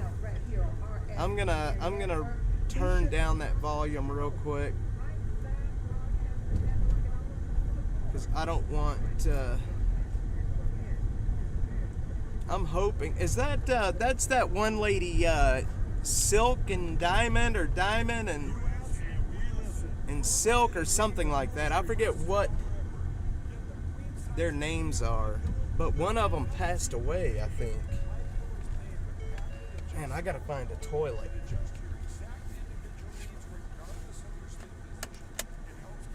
I got to find a toilet. Let's see, Hammer Down, I can see you on Rumble, but I can't see my chat on YouTube. Interesting. Yeah, I'm live on Rumble for sure.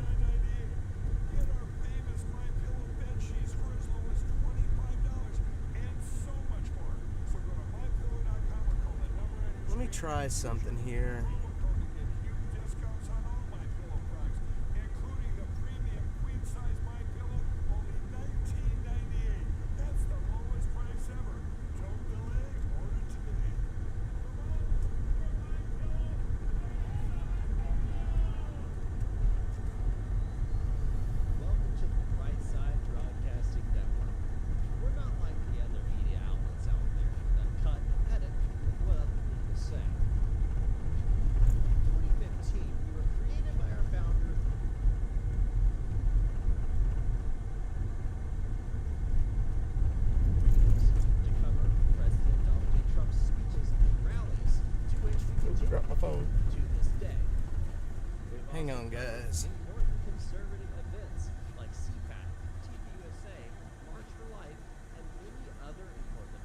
How's that? Does that look better? Where you don't have all of that other junk on the screen? Andrew, what's up, man? We are about to watch the Trump press conference is what we're getting ready to do here. So, hope you'll join it. It should be on anytime, literally. It should be on literally any time now. The Trump press conference should be. So, hope you'll stay and watch it with us. It was supposed to have started 15 minutes ago, but of course, politicians are never on time for anything, so, you know. They should, Butterfly. Yes. Hang on, let me get this back up. Today we have President Trump at a press conference in Los Angeles, that happening at any moment. And then, of course, today in Las Vegas, later tonight, President Trump holding a huge rally in Nevada, where we'll have RSBN correspondents Bobby McGill and okay, Oreo Express. I'll have to check him out. Interviewing people outside of the Expo Center in Vegas, and also I think it is. I just think it's crazy that we're able to do this remotely, and I'm able. You know what I mean? Like able to make these streams happen, and I just think it's crazy that we can make this happen and get this done. Blows my mind how we're able to do this.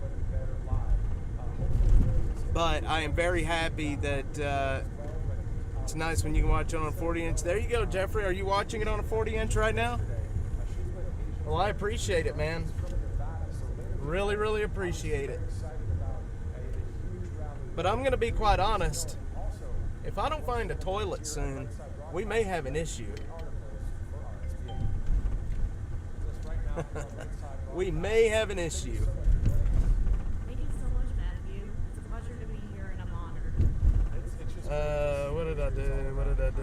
Okay. Specifically in Nevada, when we have this Trump rally in Las Vegas, it must be awesome for you being from that state. The excitement's in the air right now. There are so many Nevadans when I walk around. Come on, Trump. You're never on time, man. Get it together.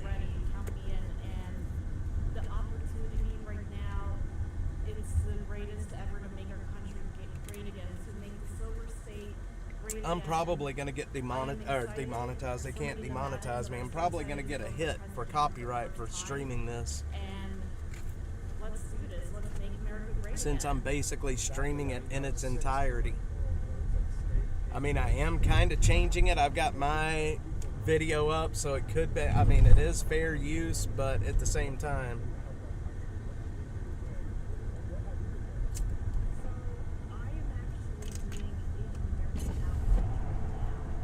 So crazy, man. I'm restreaming a restream. I'm streaming a YouTube stream back to YouTube and then back to you guys.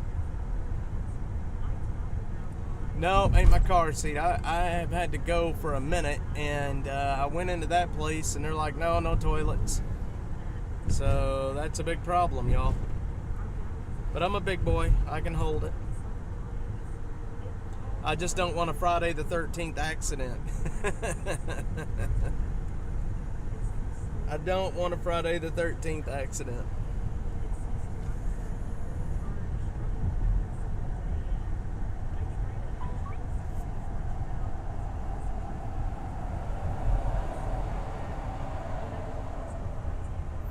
Apparently my Rumble disconnected and just reconnected.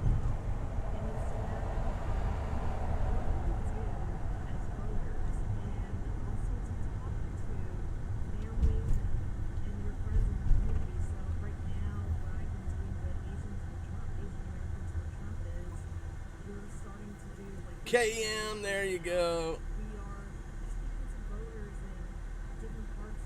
We are about to watch the Trump press conference together live.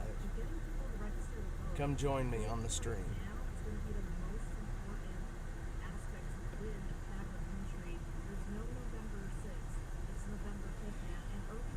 KM's got it on a big screen too. She just sent me a picture of it. Heck yeah. And it's just bringing that message out there of why America First platform resonates with Heck yeah. and also Nevada as a whole. And this is where we try to do launch parties. We're trying to Fair use. I don't. That may stop them. I highly doubt it, but you never know. there's so much freaking optimism behind President Trump. His platform. Trump's going to talk about the debate and how Kamala doesn't have any plans, but he won't talk about how he was baited. Yeah, he was baited, hammer down, and I don't blame him. I would have gotten pissed too, you know. I would have had big issues. Yeah, I could do that. Let me do that. Image.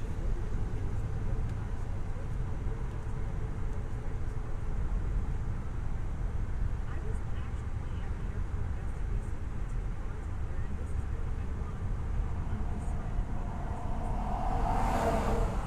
Hang on, we're gonna put my image, my thingamajigger on here.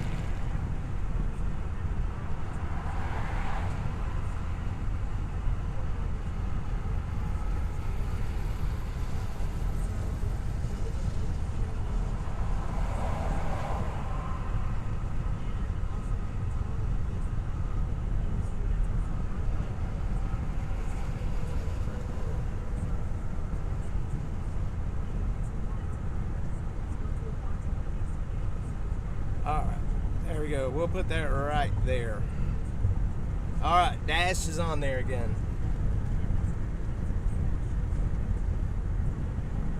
Let's see. This video features materials protected by the fair use. Well, what we're doing is fair use. You're right. Get my age. It's too hard to watch it on a little phone.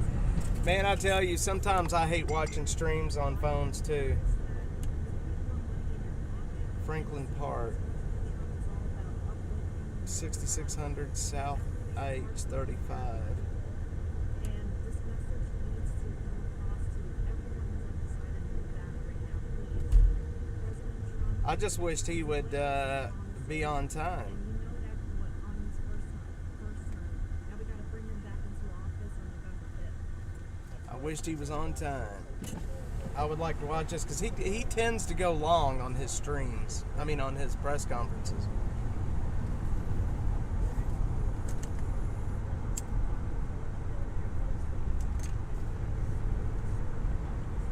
I hope Killer Carla's still on. I don't think she's really ever watched a Trump press conference, but she's about to.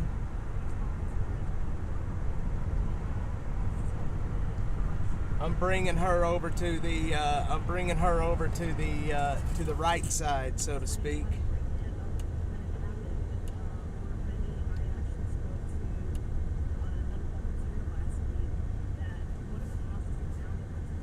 Bringing Killer Carla over to the right side.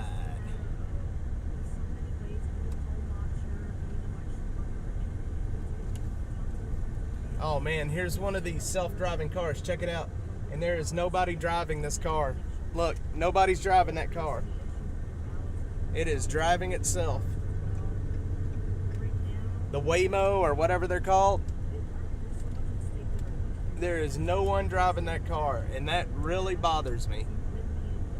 Let's see if he's going to get on the highway. Sure is. Use the blinker. Good job. All those sensors on that car, man. Using his blinker again. Let's see if he gets over. Early 2 times. Man, he's bringing her out of the darkness, Butterfly. My mom is an old school Democrat. She's an old school Democrat. She's like a John Kennedy Democrat. And I keep trying to tell her that the Democrats from back then are no longer. There's no more of that kind of Democrat anymore. Guys, we're probably going to lose connection going under the canyon here. But I'm going to try to get through it real quick. Items that he wants to bring. He was talking about earlier. Yeah, we just lost. We're dropping packets. We're lagging.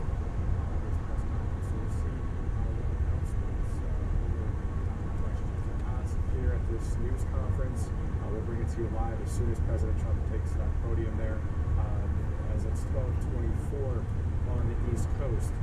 Before we get to Birch Gold Group, I do want to mention. Sorry, guys. Sorry. I know it probably just disconnected. Dallas, Texas police are investigating crimes linked to the Venezuelan. I think we're back. All right, it didn't disconnect. Yeah, man, he's got a lot of electronics. I feel like I'm gonna get cancer from all of this. I got so much electronics, and I got a satellite dish right above my head, like literally 2 feet above me. Hopefully the metal on the car is keeping it from hitting my noggin. There where people are paying their rent and they're American citizens, I believe most of them at that. Hopefully so. I don't know specifically, but at the end of the day, those are people that are living there. I can't believe that he's this late. So now Dallas is investigating the same thing. Got a group of Fox and Team Trump posted that just recently. So a lot going on there at that southern border. He is really, really late. Terrible things happening. As you guys know, President Trump talked about back in the day, right, during the 2020 election, he talked about gas prices. He said if Biden is president, gas prices will be X, Y, and Z, right? I think Killer Carla may not be on anymore. It's okay, we are going long. We're over 2 hours right now.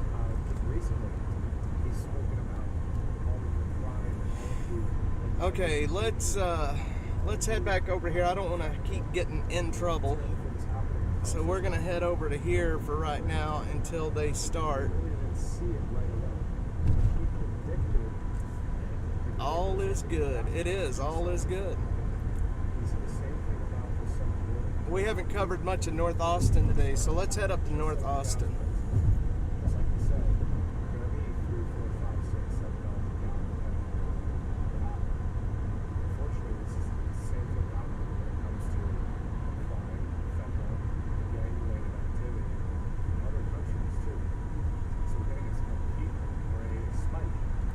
Oh, structure fire.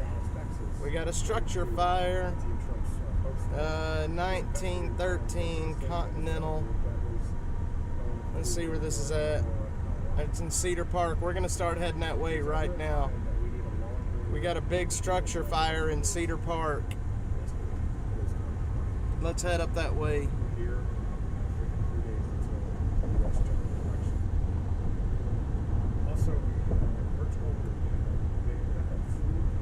You know, I wonder how they do. You know, they're so late.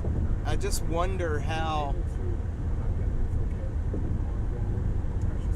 I think they get a kick out of making us wait, y'all.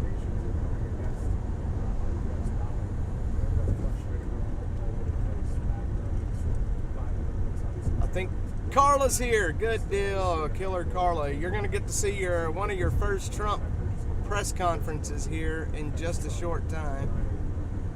You get to hear the man and the words from his mouth. It's on there. It's see down in the corner here? It's down there. The tracks are secure, the tracks are moving forward, and we are continuing on.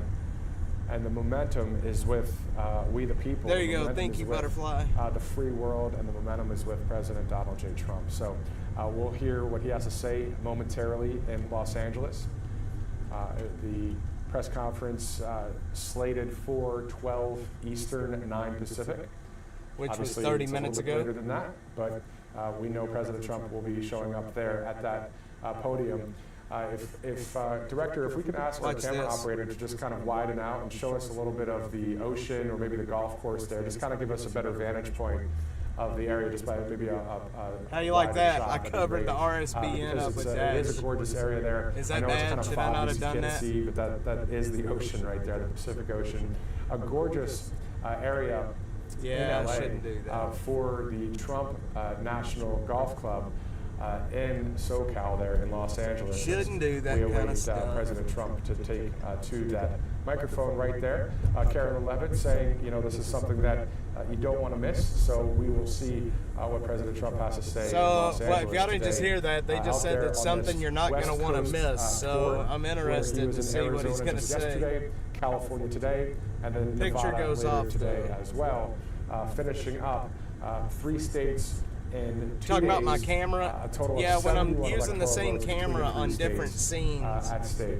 I have to coming up for this election. deactivate So, and reactivate it on the very different busy week screens, next so week it'll go off and as then come well. back.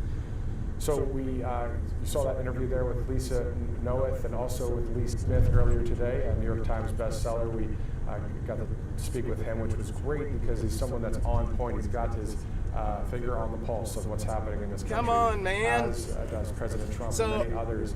I have that no are clue. with I'm him, sitting here thinking, throughout the country. trying to And a figure lot out of what people he that could speak be these pre-programmed wanting to speakers talk that about. are obviously Everybody's well-known as saying well, this is something that, you're not going to want to miss.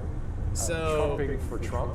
I don't know. Stumping for Trump out there at these various events. So you'll see that tonight in Nevada as we are approaching. Now we're at 12:30 Eastern time. This should happen at any moment there with President Trump taking to that podium there. Director, I'm not sure if our cam up can pull out just a little bit. We just want to see maybe just some more of what that scene looks like Reagan, there at that press Springfield, conference Vance, and Trump. I'm in, trying to Los see if Angeles. In the anybody's got the meantime, 411. again, this is an RSBN doubleheader that you can watch anywhere on Rumble, on YouTube, on our app, on our website, also on X, on Facebook, and on Truth Social now. Always good Truth if you go Social. to RSBN's Truth Social account.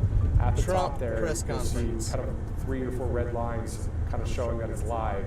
Just click on that. He is you can very watch us late. live, as well. So as we take that hopefully a little bit closer of or at least a pull out, a wider shot there, you can see that is below there.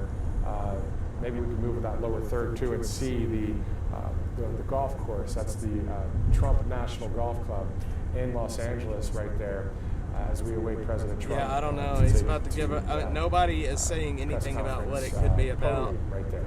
So again, we know Very important about to keep your later today with watermark on Nevada. your We also videos. know, Yeah, believe me, that people there have are taken the my 7 videos, electoral, especially my homeless swing camp states, the videos. People swing steal states, them. 7 at play with And that really makes me 93 mad when that electoral votes happens. at stake. So we'll be looking at all of these states as we get closer to the election. Of course, President Trump traveling to a lot of these places for rallies and events and fundraisers. Always good to see that out there, and we'll bring you all the live coverage we can. So we know that Come on, fake man. news is something that President Trump has spoken So, about. anyway, and that Friday the is 13th, now a common tonight, phrase, when we not go only in this live country, tonight around the world. for And Austin After to Dark. be out of that, to be in conservative It's media, gonna be, and let me more turn of the this real down. news, right? Let me More get of the, that out of there for a common moment. sense news. It's going to be very interesting tonight to see just what is going to be happening in the city. Friday the 13th, weekends are usually wild, but these kind of weekends they get a little wilder than normal. So I hope you guys join me tonight because I think it's going to be a good show. I think there's going to be a lot to see and a lot going on. And it's been a hot minute since I've done an After Dark actually out here on the streets. So, but tonight we are going to be doing one.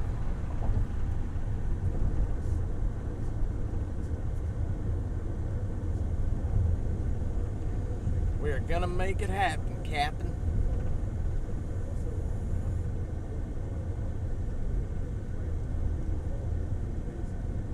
I learned that Oreo Express, the Oreo Army. Oreo Army. All right. Oreo Army. I don't know what the Oreo Army is, but it sounds fun.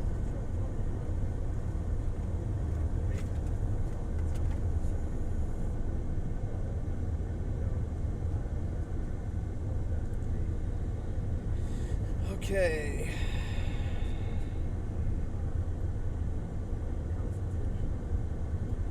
Nice backdrop. Maybe we get a nice UFO. Wouldn't that be awesome? Get a UFO flying through. You know what? This day and age, man, it would not surprise me if some shit like that actually happened. So what do y'all think about Trump saying that there's not going to be another presidential debate? He's not going to debate anymore. I think it's the right thing, honestly. And if you look at the chyron there, Trump crushing Harris among working class voters, he's doing good right now. And, you know, wait, is that the, oh, that's his motorcade. He's not even there yet. I think there in Los Angeles, how packed and crowded that is. But, you know, at the end of the day, a lot of security there as President Trump heads to the golf course. I remember I was able to ride. Okay, well, you know what? We're going to go back over to President Trump. I was in one of the press fans. We're going to go over to this side because he's not even there yet. So he is live on Rumble right now. Trump is? Wait a minute. Or the Oreo, oh, Oreo Express, the Oreo Army. Okay, I get it. Okay. I gotcha.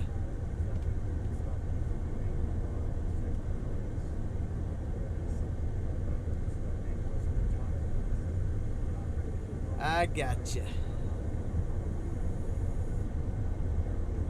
Okay, well, you know what? Well, let's just stick with what I got going. And since then, you know, we know that Ron DeSantis, the governor in Florida, doing hopefully the best when he arrives, he will go straight into the free state there in Florida. Press conference. So hopefully that motorcade was quite the experience as a journalist. It's something that you don't usually get to do, right? Like, yeah, I am still live on Rumble. You usually don't get that kind of access. Hammer down. I can't see. Has been there every Hammer down on Rumble. I do not get Rumble chat. I can't see it. So I apologize. I can see that we've got some folks over there watching on Rumble right now. Guys, if you're on Rumble, hit the thumbs up and hit follow. I want to build up what I'm doing over on Rumble. I apologize. I cannot see the chat from where I'm at, but now I've got it up on my phone and I can actually see the chat. So if you do, obviously this want to send in a chat, I will see it. There is press who wants to see fake news press, right? But that's what Right Side's all about when it comes to showing really what's happening at the various events up throughout the country. So we know tonight he'll be in Nevada. He'll be in Michigan on Tuesday. Hammer down, I see your messages over there. For that huge rally.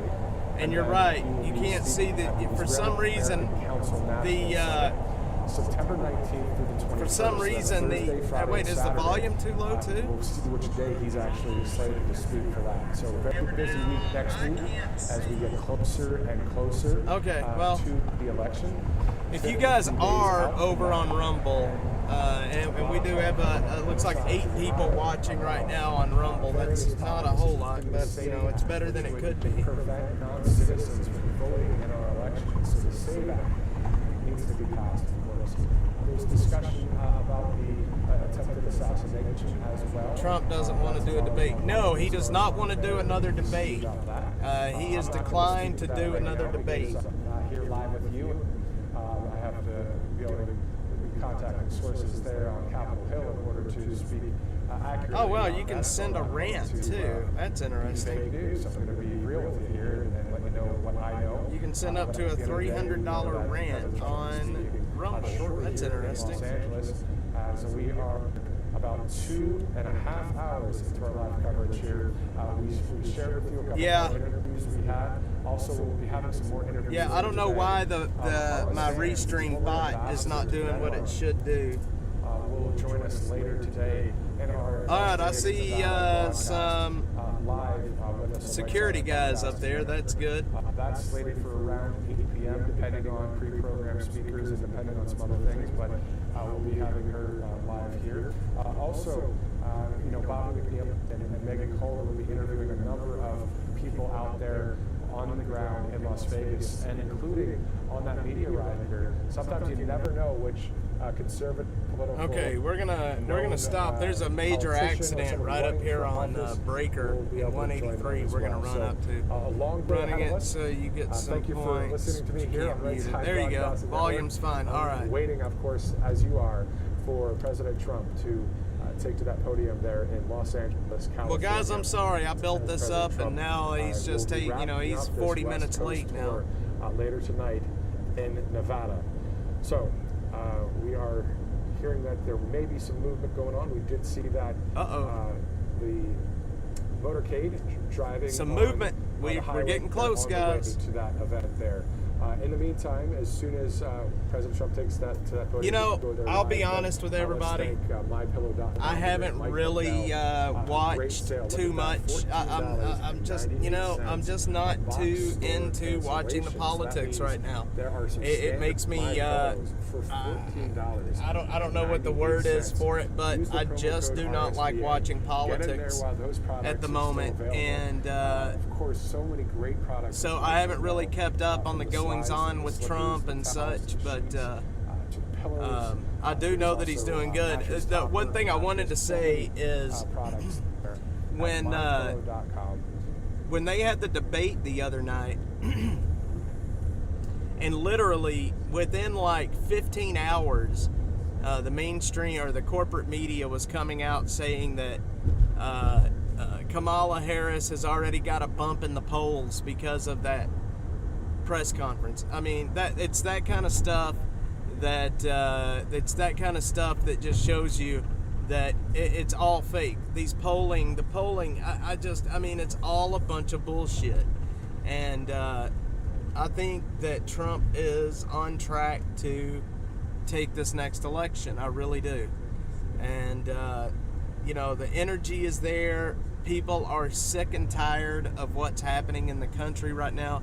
They're sick and tired. I know I'm sick and tired of paying, $8 for a pound of bacon. You know what I mean? It's that kind of stuff. And I know that may be a little hyperbolic with the numbers, but it's true. And, it sucks what's happening. And I think he is, I think he's really on his way. Yeah, nauseous. That's a good word. I do not like the politics. I hate how divided this country is and how divided everybody is. We just had the 9/11 anniversary, and I remember back, I was young when, hey, hammer down on X. I was young when 9/11 happened, but I remember how everybody came together for that.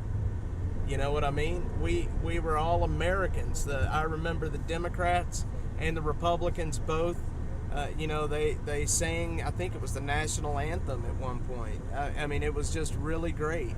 And, we're such a divided country right now. It makes me sick. It just doesn't even feel like the America that, it just doesn't really feel like America anymore.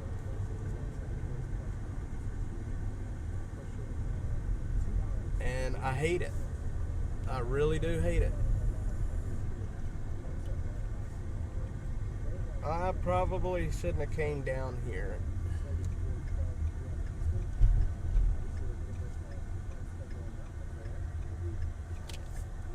Okay, we got to get all the way across. We got to get all the way across. Boy, the construction here at Breaker and 183 is tough. Holy smokes.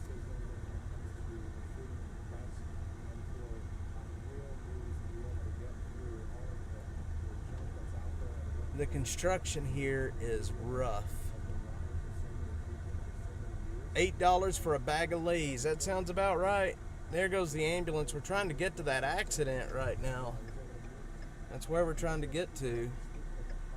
So the guy on the screen just said that there was movement at the press conference. So hopefully he's about to speak. I still remember 9/11 where I was exactly. I remember it too. I was asleep Funny enough, Killer Carla's in the chat, and I was at home. I was living at home, and she came and woke me up and told me that America was under attack, and I started watching it. You know, I watched it with my mom and my grandmother, and I'll never forget that day. That feeling of watching the planes fly into the towers and then watching the towers fall. And that night, me and my buddy Eli, who was dead not too long after that, in 2004, he was killed. We went and drank beer and ate nachos at TGI Fridays that night, talking about it. That was how I spent it. Okay, here is the accident.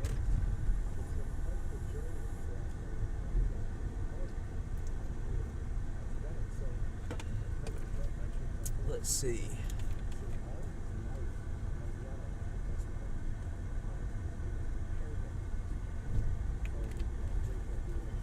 Yeah, I can't pull in there.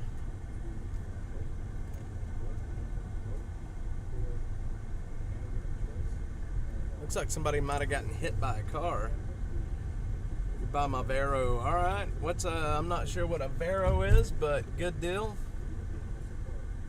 Last time I was over there, I could take my dull scissors and my pencil case with me on a plane. Yep, I remember. A lot of things changed after 9/11. And now it seems like that the TSA, they're not really making us safer. It's just a little more inconvenient. All right, I'm buffering. What do we do here? Did I get under a tree?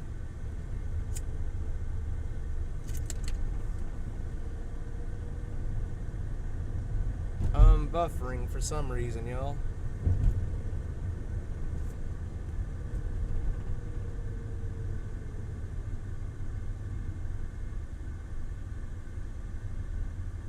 Uh-oh. I don't know what happened there, y'all, but...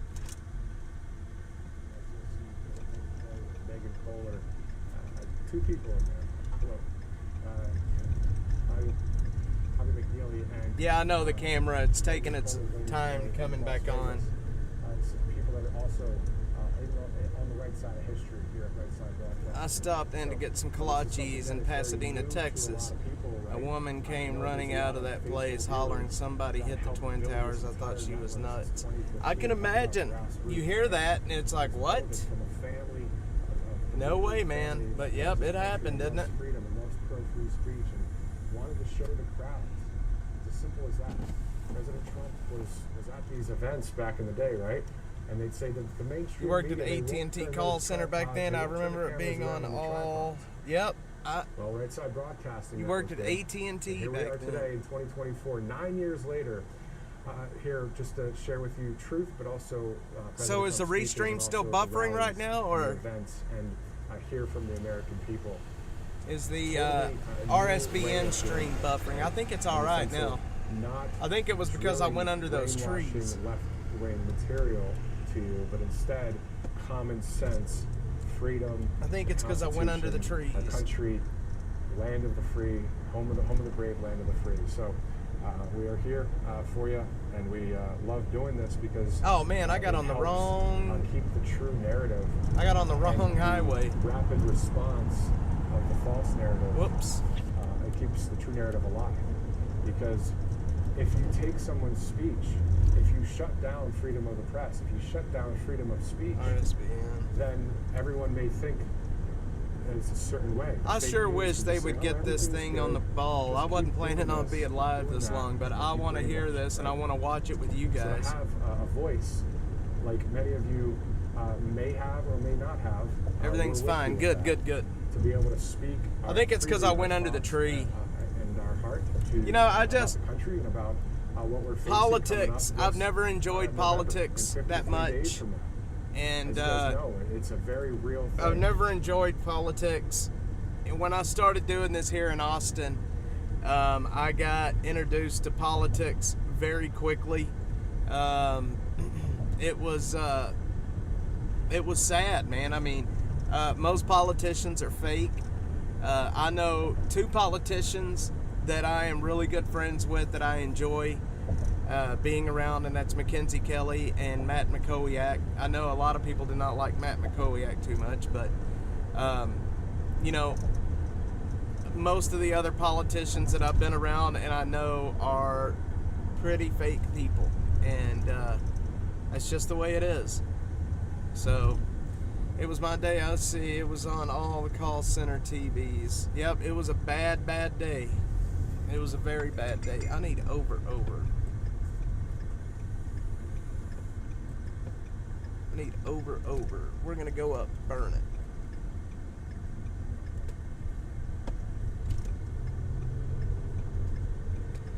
Let's see, it was my day off. My wife woke me up. Hang on, let me make this turn. My wife woke me up. Hit the Twin Towers. Next thing I know, SWA pushing all the planes away from the gates and securing. Oh, so you were at the airport when it happened. You worked at the airport? Many people didn't know, but we were trained for situation. Yeah, I remember they shut down everything. Footage, so if you'd like to donate, if you'd like to chip in at all. I worked as a student. We all had high-speed internet. Depended on international communication, so we could watch all the U.S. TV via internet for the rest of the day. That's awesome. So how was it, you know, in Germany when that happened? Was it a big deal in Germany? You know what I mean? Did people? I mean, was the news covering it like they did here, or, you know, what was the mood in Germany when that happened? I'm always interested to see how other countries feel about that kind of stuff.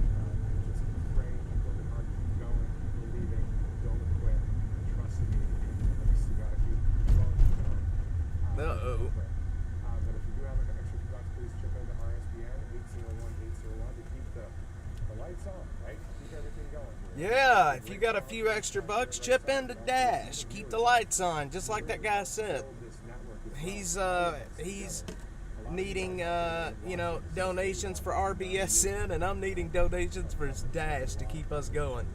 If, for real, if you do want to contribute to what we do, and you know, you want to keep helping us make these videos, and you want to, you know, keep the lights on, please make a donation if you can.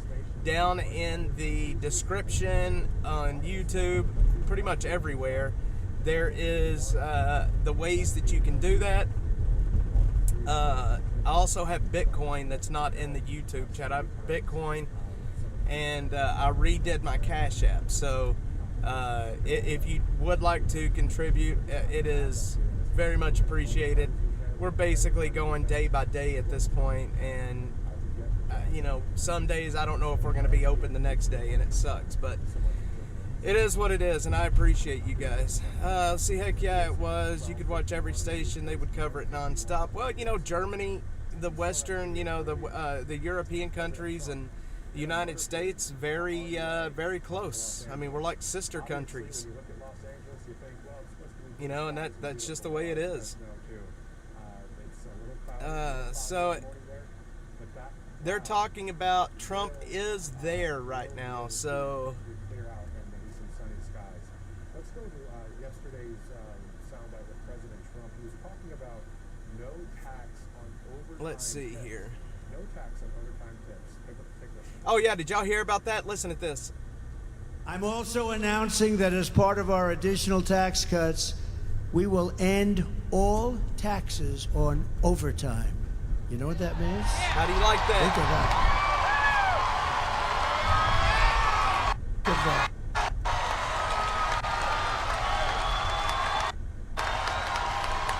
Think of that. That gives people more of an incentive to work.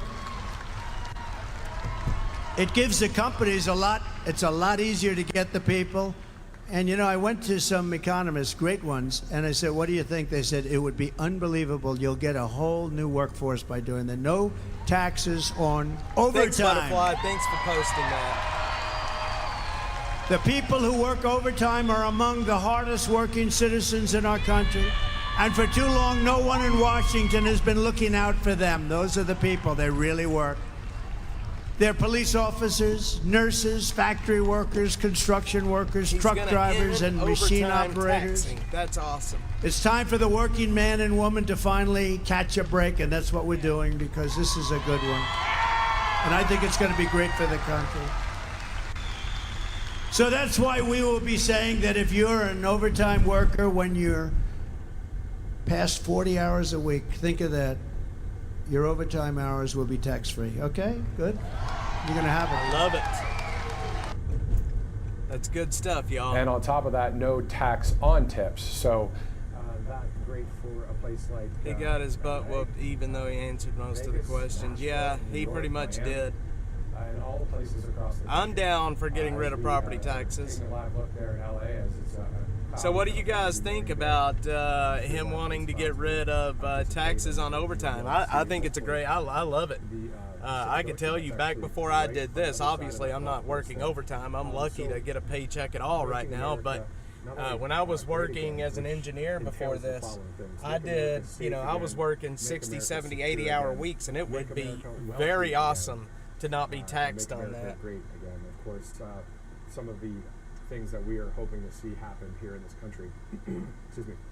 President Trump talking about would be no very tax awesome. On overtime tips. I am down to get rid of the IRS. Sounds awesome because at the end of the day, they're thugs. We work for our money. We want to keep our money. Yes, we have to pay some tax, but unfortunately, they are thugs. Skyrocketed so much. And they just, what was it? It wasn't too long ago. They just hired how many more IRS agents? They hired a lot more IRS agents.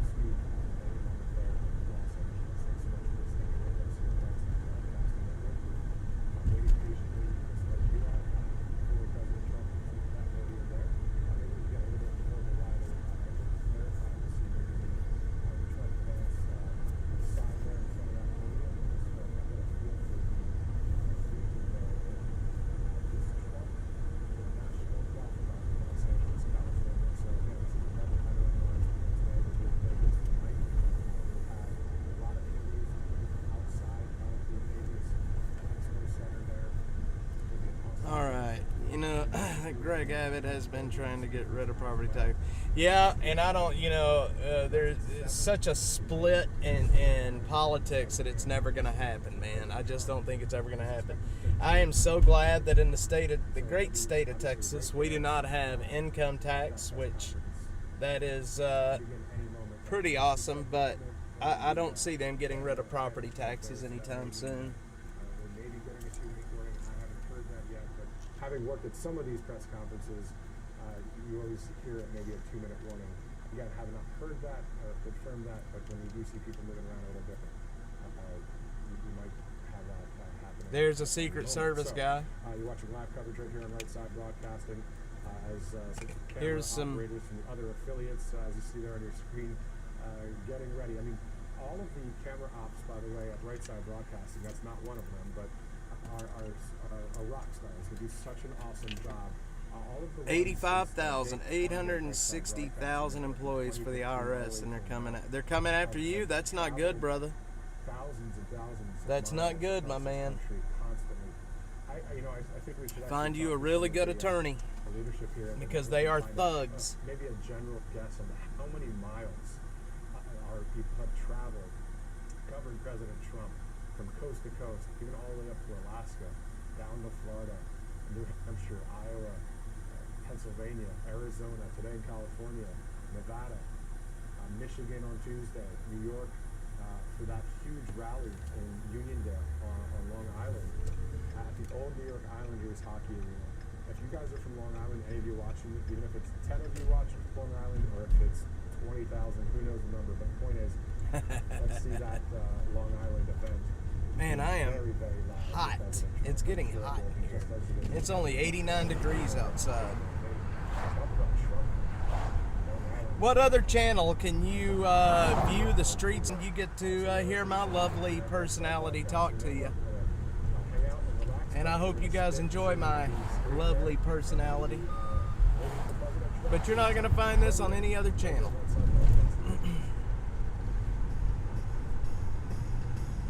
Do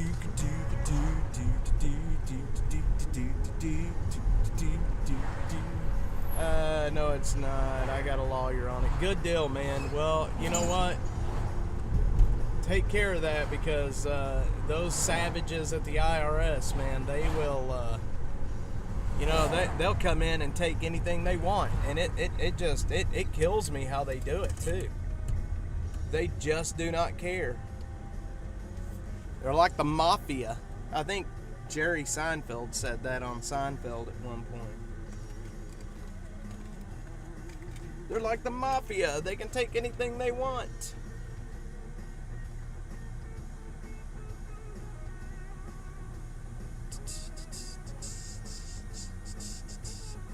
That song that's playing, I'm going to get a copyright hit on YouTube for that. You watch and see.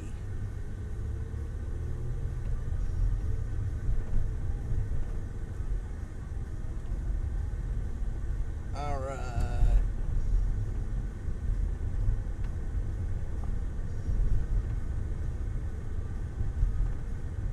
I picked up an extra right at 1,000 followers this last week on X. That's good stuff. You know, it's odd how that works on X with like the analytics and, with the amount of new followers. I will hit a wall and will not gain any new followers for days at a time. And then all of a sudden, it's like the floodgates open, and then I'm getting follower after follower. I'll never understand how that works. Savages! Butterfly 71, savages. This poor lady over here. Can y'all see her? Oh, wait, I think that's a guy. I've been here begging for people's support in regards of funds to buy my daughter some gifts for over 2 hours and not a penny in sight. Well, I wish I had some change. I'd give it to him, but I don't. It's sad. He's got a big sign set up behind us, too. I don't know if y'all can see him or not. Yeah, y'all can see him. Small, but y'all can see him.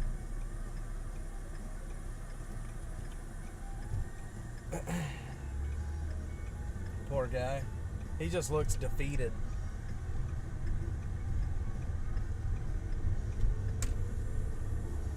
See, and that's the kind of stuff I hate, man. That's why I hate taking donations, because every time I post about donations, I feel like that guy sitting right there. It's like, I hate doing this, man. It feels wrong. It does not feel right. But there's just no other way to keep it going at this point. But it is absolutely humiliating, and it just feels cheap and slimy. But like I said, I have no other choice. But I know what that guy is feeling like, kinda. It's not a good feeling at all.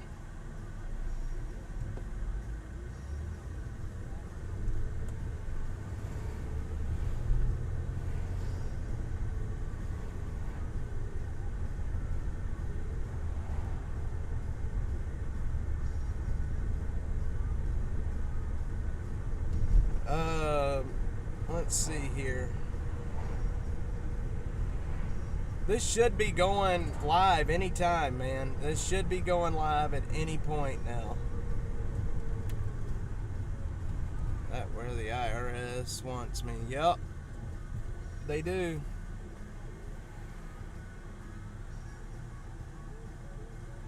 I don't like the IRS. I don't trust the government at all, period.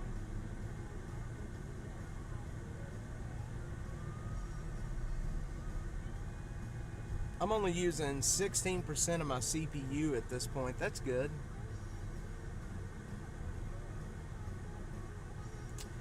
All right, so what's the over-under? How much longer are we going to wait for this press conference, guys? Anybody have any thoughts on that? Are we getting there? Are we almost there? Let's see. Trump press conference.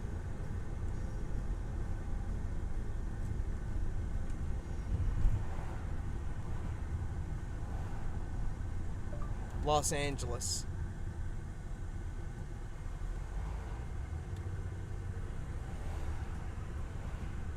That was 27 minutes ago.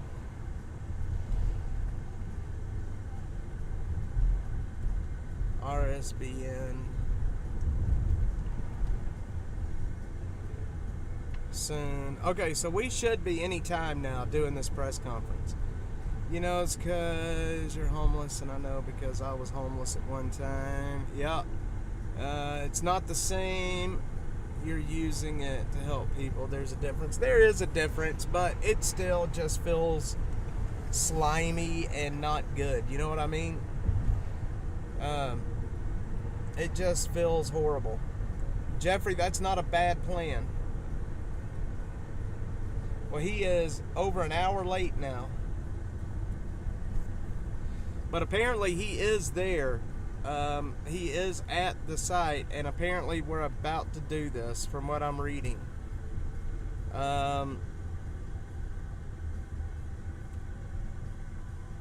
Let's see. Apparently he is at the site, and we're going to be doing this here really shortly. I think it looks like he showed up there about 17 minutes ago.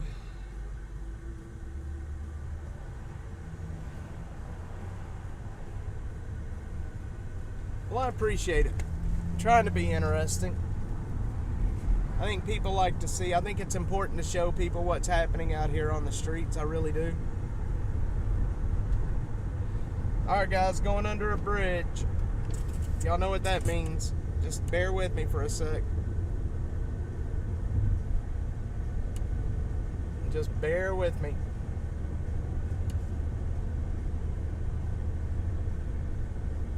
Alright, we should be back. We are back. Good. It didn't drop out too much at all. Probably lagged just a little bit. Yeah, Trump and his hair. I'll tell you what, you know, I know that's his, I guess what you call his trademark, but he's a weird fella, man. He is such a weird guy. All right. So 7 minutes ago, a reporter that is there says that we are about to start. That was 7 minutes ago.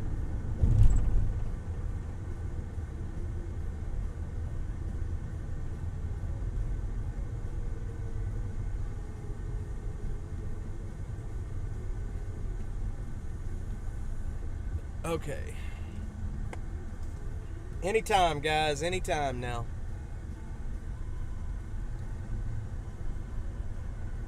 I don't know why I thought this press conference would be on time.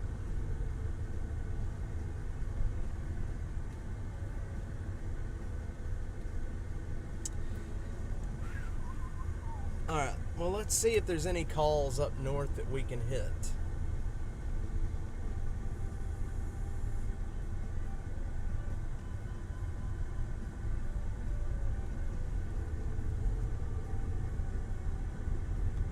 We are on Lamar right now. No calls right now. So I am putting here's something interesting I will tell you guys. I am putting a game together that we're going to play. It's an interesting game, and I got this idea from Donut Operator. But we are going to do what's called Sovereign Citizen Bingo. I'm going to put the bingo cards on my website. You can print them or use them on the screen, however you want to use them. And basically it's going to have, each square is going to have the normal sayings that the sovereign citizens use. We're going to have like a square for a window breaking or a screaming lady or whatever. And we're going to watch sovereign citizens being owned by the police, and then we're going to play bingo with them, and we're going to have prizes. The prizes are actually going to be electronic gift cards to restaurants. And it's an honor system as well. So if you win, then I will just take your word for it. Does that sound fun? And if you do win, I will email you the gift certificate. It's going to be a lot of fun. Man, Austin is quiet today, Friday. Yep, it is hammer down. French accent 5 minutes later. It's like the quiet before the storm. I don't know why it's taking so long. He's there. Go to that podium there for that press conference. Thanks for hanging tight with us here at Right Side Broadcasting Network. Of course, we'll be bringing this press conference to you live from start to finish, and then later today as well for the huge rally in Nevada. Now, I was talking about some of the proposals that President Trump is doing. We know there is no tax on tips, and then he proposed no tax on overtime. Earlier I said no tax on overtime tips. I meant to say no tax on overtime is what President Trump proposed yesterday on top of the no tax on tips. Two separate things. I just wanted to correct that here for you here on Right Side Broadcasting Network. Awaiting President Trump there in Los Angeles. That's the the Trump National Golf Club there. Usually when it's not foggy or cloudy, you'll see the Pacific Ocean right behind the golf course there, so a nice backdrop there when it's a beautiful sunny day. Maybe it will be a little bit sunnier later today, but we know that President Trump on his way there right now. The RSBN newsletter, I want to tell you about that real quick. All you have to do is go to rsbnetwork.com/newsletter. So actually in your email inbox, you'll be able to get great information from Right Side Broadcasting Network, whether it's about a rally, an event, I wish I could do a Louisiana story accent. that we want to share with you, or some some updates and exclusive offers accent. Right there. RSBN. We're from Russia. My name is Sasha. Sasha the Goat. Newsletter. And I'm from Russia. You can go there and sign up now if you'd like. How you like that Russian President accent? Trump on Truth Social recently, I play with my of course, son saying about that all massive the news. time. The Department of Justice just released brand new crime data showing I was absolutely and completely right at the debate. In fact, the data is even worse than we could ever. Let me tell you a quick story. Back when my little boy, when Joseph was real little, he's like 3 or 4 years old. We used to do the Elf on the Shelf stuff with him. Y'all know what I'm talking about, the Elf on the Shelf. And one night, I put the elf. I forget where I put it, but Joe loved the Little Debbie oatmeal cream pies, and but I wouldn't let him eat too many of them because it's sugar and it's just not good for the kids, right? And so I took a oatmeal cream pie and I took a big bite out of it and I put it with the Elf on the Shelf. And the next morning, Joe had to get up and he had to run around the house and he had to find the Elf on the Shelf. Well, he found that elf and then saw that it was eating his oatmeal cream pie. And I was in the back of the house and he came running to me and said, "Dad, that bastard ate my cream pie." He called the Elf on the Shelf a bastard. It was so funny, man. It was so funny that I about fell over when he said that. I can do a real good Mexican accent. I can too. I got your Mexican accent. It's not gonna work for you. But when he said that bastard ate my pie, I thought I was gonna die. I've never heard him say anything like that before. It was so funny. That bastard ate my pie. Kids, man, they have no filter. That is for real. They have no filter at all. And I love it. The kids are some of the most truthful people in the world. But he's turned out to be a really good kid, man. Joe and I played chess since he was very young. I played chess with him forever, and now he's in chess club and he is doing really, really good. And they're actually talking about he's going to enter start entering competitions, and very happy with him for doing that. All right, let's see here.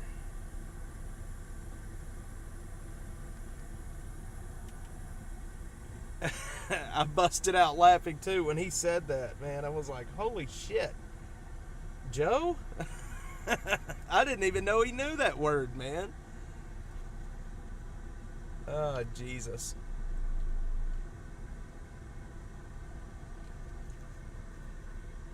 I tell you, the foster care system in this country or in this state, it's horrible. Joe stayed with a couple in Round Rock before he came to me full time.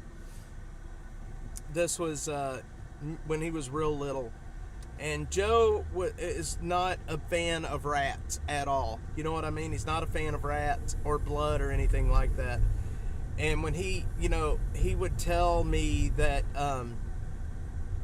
these men, they would take this lifelike rat, this rat that was made out of rubber, and they would hide it in his lunchbox. They would hide it in places for him to find, and it would scare the absolute shit out of him. So when he came to me full time, he was like 2.5, almost 3 years old. They sent that rat in his stuff. And I'm going to tell you right now, I was so upset with those men. It was a gay couple, 2 men. They tortured him with that rat. And I am still, to this day, extremely pissed off about that. Our investigator that we worked with, we talked to her about it, and I'm hoping that they kept those men from fostering or adopting another child, because that's horrible to do a kid that way. And to this day, he is still scared to death of rats because of that. And it's pitiful, man. Absolutely pitiful. So we're up here right now in North Lamar, up here where the old Coxville Zoo was up here on the right, or the left, I'm sorry. Nothing but homeless camps back there now, but this was the Coxville Zoo. Stupid autocorrect. To get around dirty people. Yep, kids have no filter. I can tell you that for sure. There is no filter for these kids. I wish this press conference would...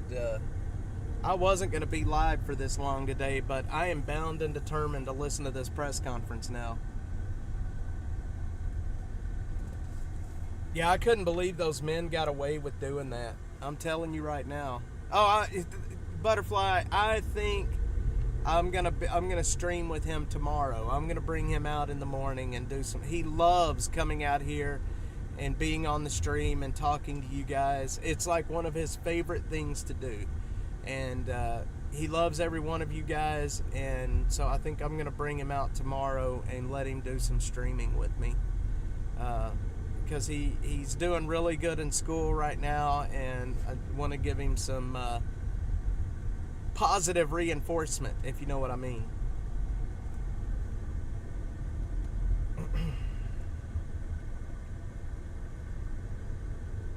But you guys mean a lot to him, especially you, Butterfly.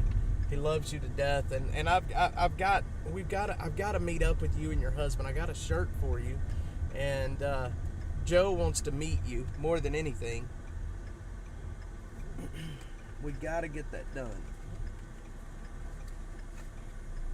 Auto spill. Fume up. I can't believe we're still just sitting here waiting right now.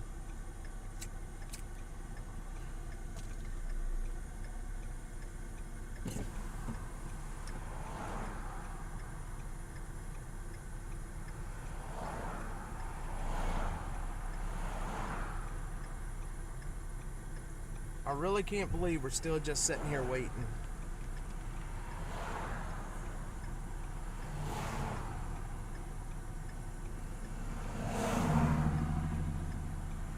Boys, what is going on? We have been live with this for an hour and 19 minutes waiting on Trump. I cannot believe we're still sitting here waiting on Trump.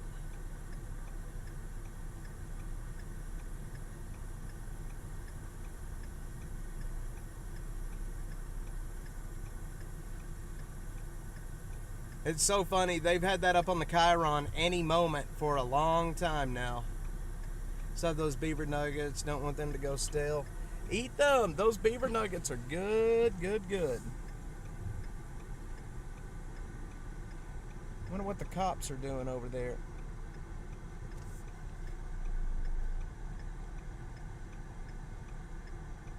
Yeah, we're still just sitting and waiting. Wait a minute, do I have... Wait, what did I do here?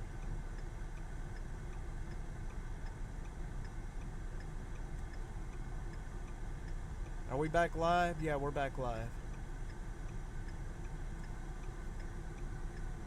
Come on, give us a green light.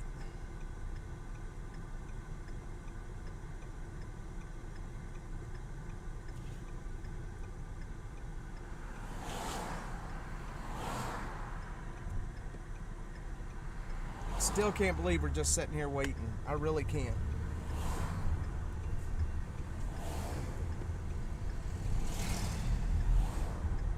These politicians are never on time, ever.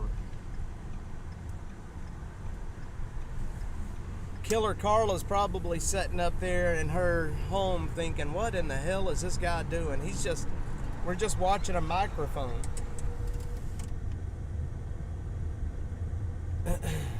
Joe is bugging me. We got to meet up. He asks me about him all the time.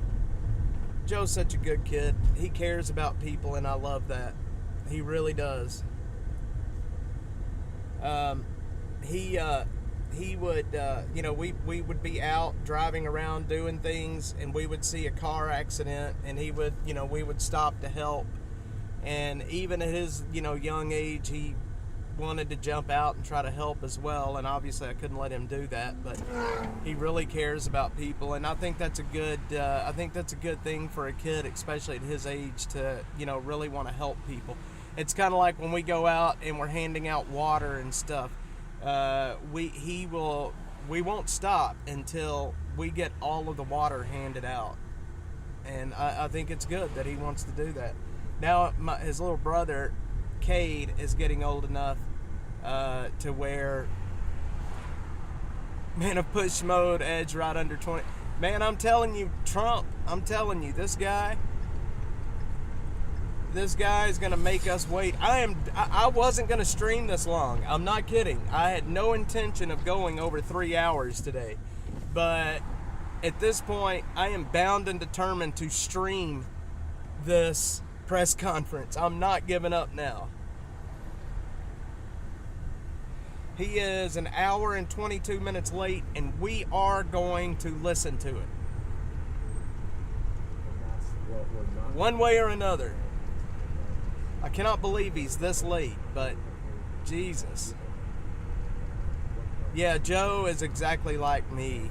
I've raised him, so, but he is, his personality and everything is a lot like mine. But now that he's getting older, it's he's starting to get that. Look, Joe is incredibly smart. When COVID hit that year, he was going to skip the next grade, right? You're still in your PJs. All right, Killer Carla. Anyway, he was going to skip the next year, but then COVID hit and it ruined all that. I wasn't a big fan of letting him skip a grade, but the school was telling us that it was appropriate for him because the stuff that he was learning, he already knew, and he was bored and so on and so forth. But COVID hit. Anyway, they had him tested. He's got a photographic memory, whatever that means. And this kid, he is so smart. He's getting to the point to where he thinks that he knows more than everybody. If you know what, here we go. Here we go, guys. Here we go. I'd like to introduce the mayor of Rancho Palos Verdes, who's been a very popular mayor. He's done a fantastic job, and he's really something very special. John Cruikshank, and he'll say a few words about 2 miles up the road. They're having some problems with slides into a thing called the Pacific Ocean, and a lot of people would like to hear about it and what the mayor's doing to get it remedied, and he'll take care of it. So, John, please.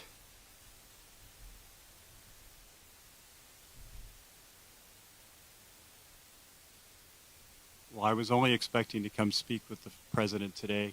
and he's gracious enough to invite me to speak to you all, which is an important moment for the city of Rancho Palos Verdes.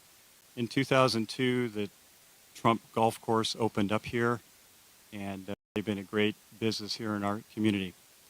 As the president mentioned, our city has been having a lot of issues with a landslide that's less than a mile from here. We have about 600 homes, several thousand residents that have been affected. They've lost power, gas, and it's been moving at an unprecedented rate for the last couple of years because of the rain. We believe we can solve the problem, but we really need the assistance of the state of California and the federal government. We have solutions out there for that, but the problem is bigger than the city of Rancho Palos Verdes, and so it's important that we get the attention and the help of the people of California and of the federal government.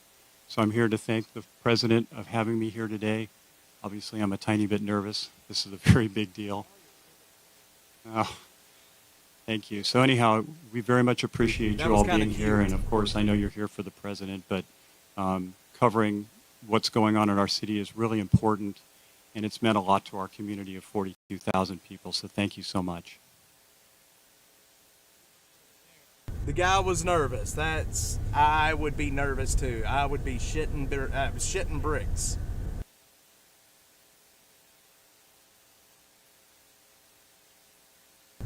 Did Trump run off? Maybe he had to go to the bathroom? Nope, there he is. And the federal government, and so far they're missing in action. Okay? Thank you very much. Appreciate it. This is Trump National Los Angeles, and it's been a tremendous success for a long time. I guess, Lily, would be 18 or 19 years, I think, right? And I built it.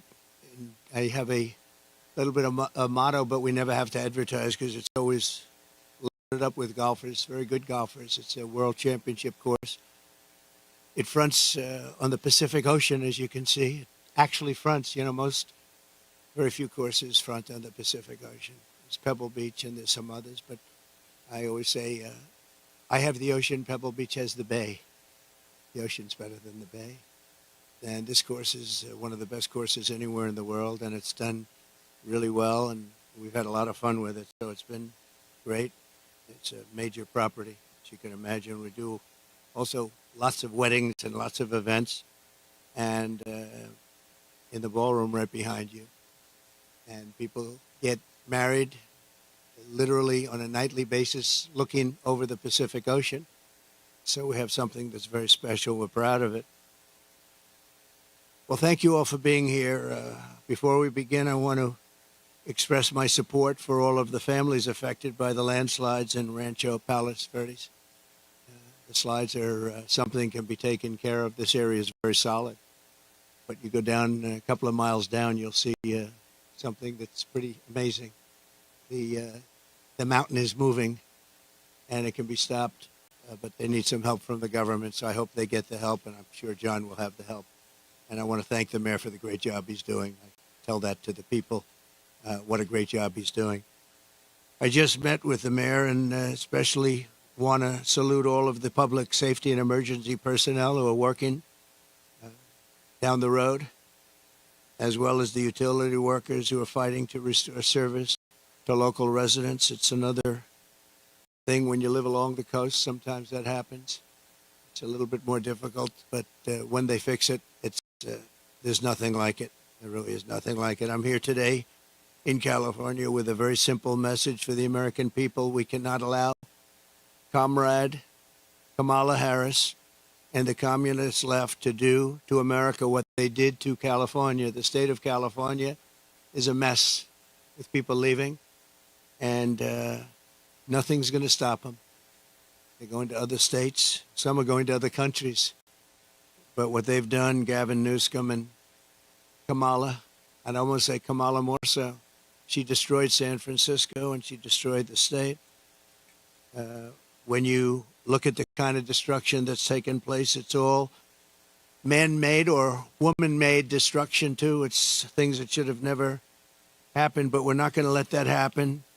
With 4 more years of her in the White House, because if you have what happened to this country as what they allowed to happen in California and San Francisco, one of the great cities of the world 15 years ago, and today it's not in a very good position, to put it mildly, in this state, which is probably the best piece of real estate in the world, this state.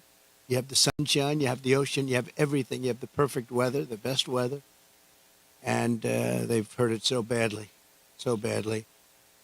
Decades ago, San Francisco was known as one of the most beautiful cities anywhere in the world. A friend of mine, a friend of a lot of the people here, Bob Tisch, used to say San Francisco is the best city in the United States, the best city there is. And he passed away a number of years ago, but he wouldn't believe it. He used to always talk about San Francisco as our greatest city. He owned Lowe's, good company, great company. And he would say it constantly, and now you see what's happened. And it can be brought back, just like our country can be brought back, because we're a nation in decline. The decline of this whole state is one of the sad chapters in what's gone on with the radical left lunatics that we have to put up with.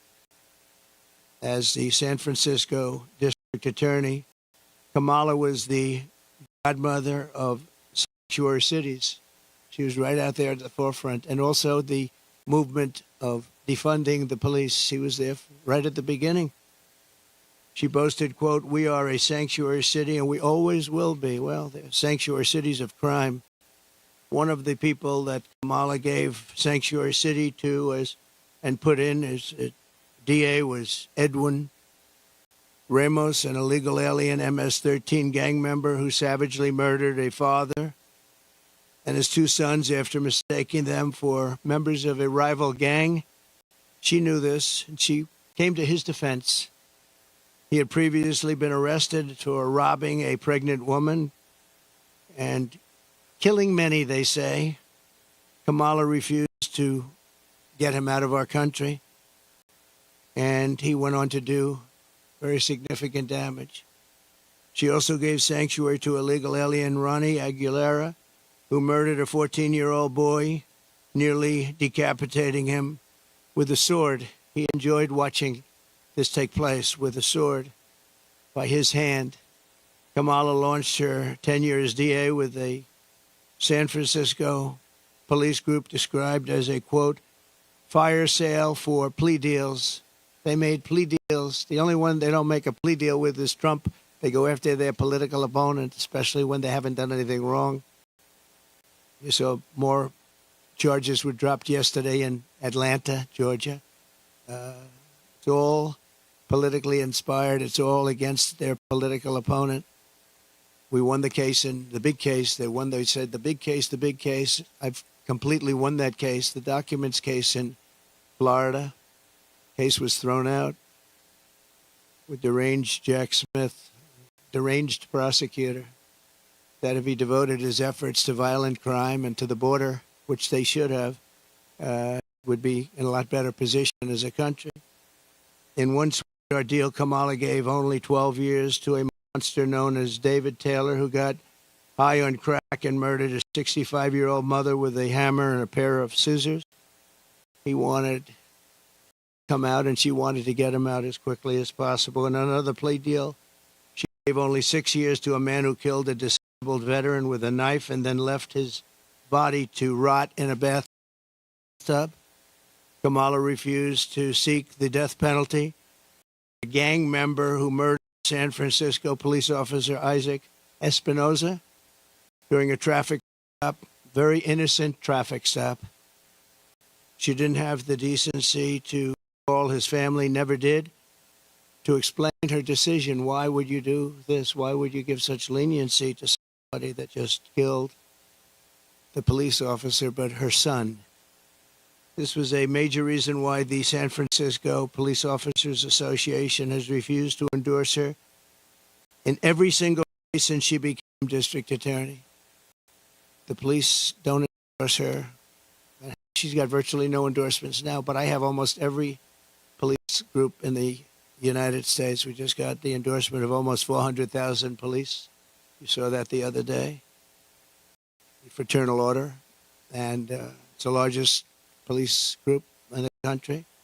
But we have the endorsement of every sheriff, just about every single police group in the United States, and unadulterated. They are so happy to endorse. After Kamala Harris and Gavin Newsom took charge of San Francisco, homelessness increased by over 200%. While Comrade Kamala Harris was Attorney General of this state, murders rose significantly. Car thefts went through the roof. Gun assaults rose at levels never seen before.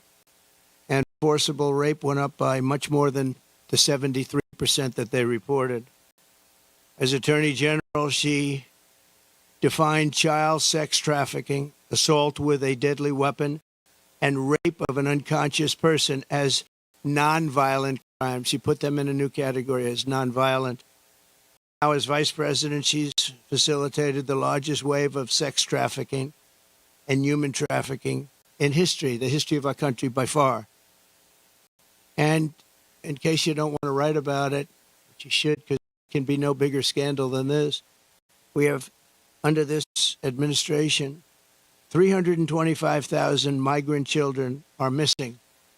325,000.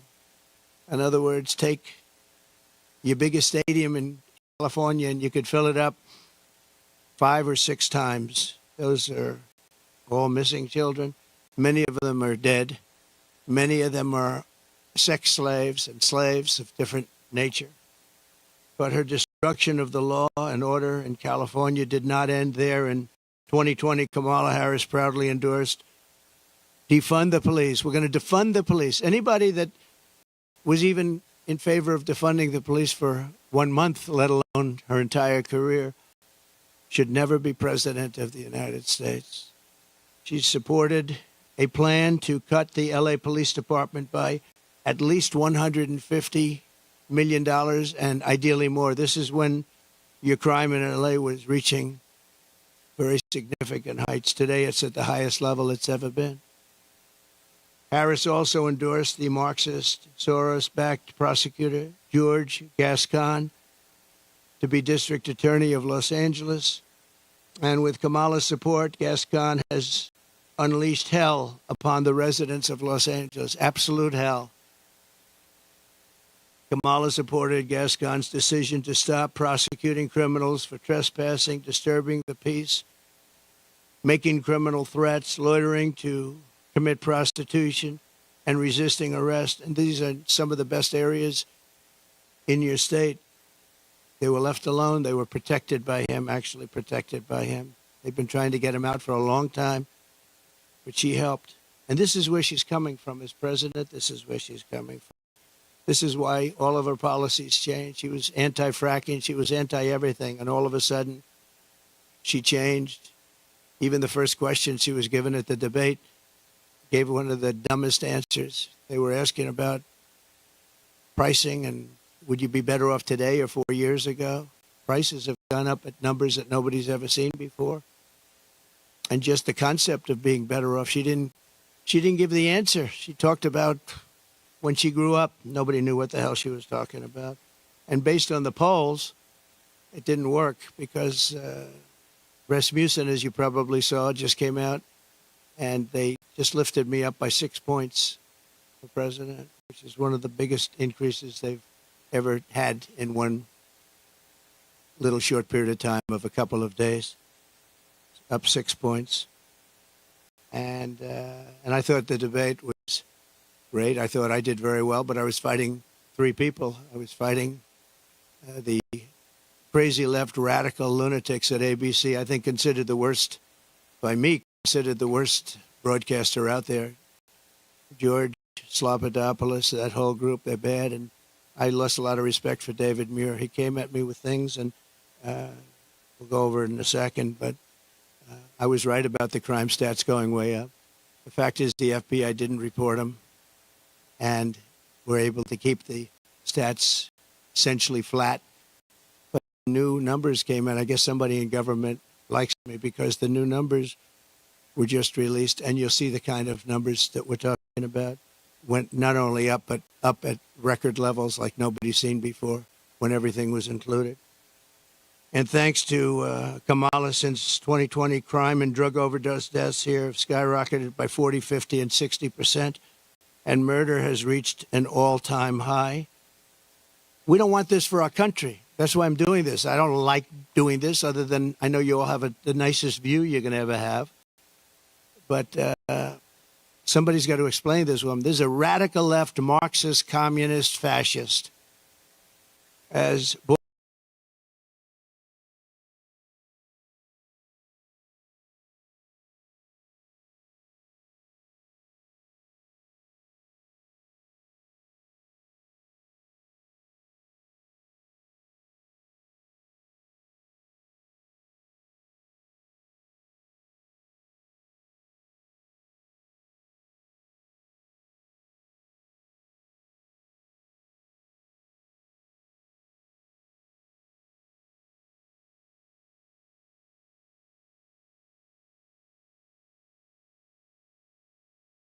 orders are, she then launched a colossal invasion. Hopefully it's better.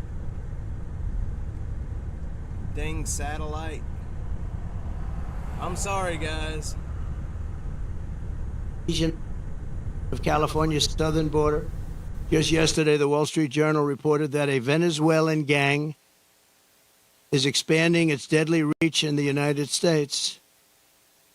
First sentence of the story begins, U.S. law enforcement officials have watched with alarm the spread of a Venezuelan gang known for dismembering people. Dismembering people, right? Dismembering people. From Chile to Colombia, they're all over the place. Now they're in our country. They're known as MS-13. They're considered the meanest, toughest gang in the world. In Long Island, not so long ago, two young 16-year-old girls were walking to school, and they carved them up with a knife. They killed both of them. They carved them up with a knife. They didn't want to shoot them. And we got them out. I got them out so fast, and we did a big number. And I wanted to thank ICE while I'm at it, because ICE has been unbelievable. Border Patrol has been unbelievable. And she wants to get rid of ICE. She wants to dismember ICE. She wants to take them out. And if you didn't have ICE, you'd have a problem in this country. ICE would go in. I remember in Long Island with us, they had a gang that was brutal, MS-13 gang. They came out of prisons from different places. And they formed, for whatever reason, Long Island seems to be a place. And I'll never forget the scene of ICE going into a rat's nest, they call them, when you have a lot of them together, rat's nest. And they walked into that nest, and you just saw arms and fists and feet. Everybody was flying. And 3 minutes later, he saw it. 3 minutes later, they walked out with these guys, dragging them out by their feet and throwing them into paddy wagons and bringing them into jails. And then we got them out of the country and moved them back to where they came from, which Obama was unable to do when he was president. Obama was unable to do because the countries wouldn't participate. They wouldn't allow him back. But I called those countries, three of them. Guatemala, take a look. Mexico, too, to a large extent. And I think probably the worst of all, we had four countries. Colombia was rough. We had four in South America. But the South America is no longer the problem. We have bigger problems elsewhere. Guatemala, a lot of problems in Guatemala.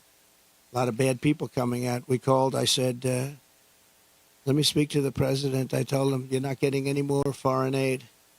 I got $750 million a year. I said, no more foreign aid. Why? Because you send people over in caravans and you won't take them back, and they're criminals, and we don't want them in this country, and you wouldn't take them back with Obama. They would put planes on the runways, big planes on the runways, so you couldn't land the planes loaded up with prisoners.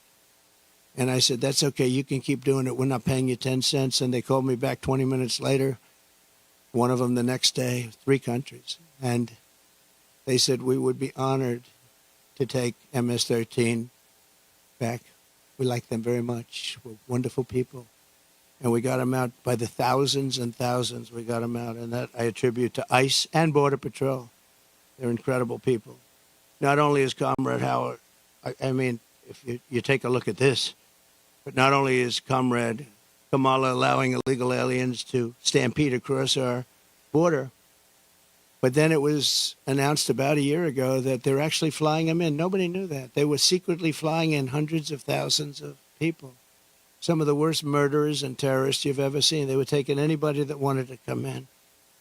And they're flying them in. So when they tell you about their borders a little bit better than it used to be, they only did that for election reasons. Not good, but it's a little bit better.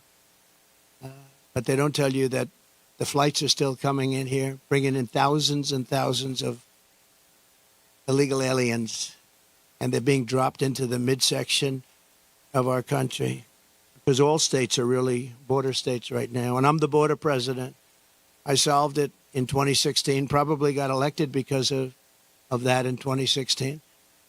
And really, there was nothing to do in 2020. I said to my people, I want to talk about the border, what a job I did. They said, sir, nobody cares you did it. It was good. We went from a terrible border to a great border very quickly. I did a great job. And then I come in and I look at what's happening now, and the only difference is that the border in 2016 was 1/20th what it is now. We have the worst border in the history of the world. There's never been a border like this. And I want to be the border president, and I hope you call me the border president, because I'm going to show you what a border security job we can do, and we're going to do a job like never has been done before. There's never been a border like this.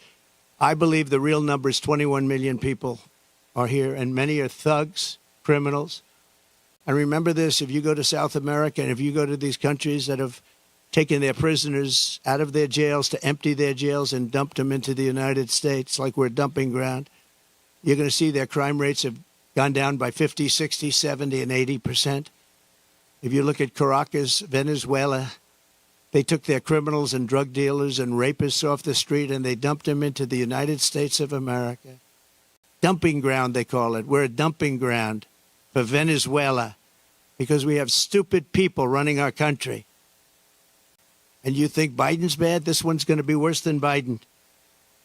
Over the past 3.5 years, Kamala has resettled 500,000 illegal migrants from Haiti into American communities, including over 200,000 who Kamala has illegally flown into the United States by airplane when they couldn't get through the border because the border guards backed up. They were refusing to let them in. They don't want to. They love this country. They're saying, you can't do this to our country. They flew them in right over the top of the border guards, and they're doing it right now. They're doing it right now. In Springfield, Ohio, 20,000 illegal Haitian migrants have descended upon a town of 58,000 people, destroying their way of life. They've destroyed the place. And people don't like to talk about it because even the town doesn't like to talk about it because it sounds so bad for the town. They live there. They're proud. They love the town. For years, it was a great place, safe, nice. Now they have 20,000, and I actually heard today it's 32,000. It's the new number. Illegal aliens are now coming in from all over the world, from prisons, jails, mental institutions. They're coming in at levels that we've never seen before. We cannot let this happen to our country. And I will be your border president, and I hope you call me a border president. I never thought I'd have to say that again because we fixed the border, and now it was 100% beautiful. And that includes fentanyl and drugs and everything else. We had it fixed, and now nobody's ever seen anything like it. And I guess they want to do it because we built hundreds of miles of wall, and we had hundreds of miles, I said, after we completed, much more than I said I was going to complete. And it had a huge impact. But after I completed it, we had all of this wall to be put up. It could have been put up in 200 miles, could have been put up in 3 weeks, would have been totally sealed, and much larger than I originally said, but it worked so well. We were doing so well. And not only didn't they put it up, they sold much of it for 5 cents on the dollar. Very expensive wall, has wires inside of it for technology. Hardened steel, hardened concrete, and rebar. They wanted all three. I did it as per the Border Patrol. I disagreed with the look. They said, sir, this is the only way. We had to put a anti-climb panel on top. The panel on top is an anti-climb panel. I said, I don't like the way it looks. They say, I know, but it stops people from climbing. I said, all right, we'll do it the way you want. A president has a duty to keep you safe. Kamala will turn America into a poor, violent, third world refugee camp. It already sort of is. We have elections that are a mess, and we have a border that's the worst of any border ever in the world. There's never been a country ever in the world that's allowed 21 million people to come across in a short period of time. And children and the children of American citizens are at the mercy of barbaric criminals. You take a look at what's happening in Colorado. The governor's afraid to even talk about it. The governor is a Democrat. Colorado, I hope you're going to vote for Trump because you're being stampeded by your own politicians. The governor can't talk about it because he can't go against the policies of these lunatics that want all these people to come into our country without knowing who they are. We don't even know where they come from. As of last week, I was told by Tom Homan, we had 168 countries represented over the last 12 months. In other words, people came in illegally from 168 different countries. Most people don't know there's that many countries. There's more than that in the world. We'll know them all pretty soon, I'm sure. In breaking news yesterday, the premier statistical agency at the Justice Department, you remember where David Muir tried to correct me when I said that crime is rampant like never before. He said, oh, no. He said, crime is going down. I said, where are you coming from? And, you know, you wouldn't have to need a Bureau of Justice statistics to know that crime is worse than it's ever been.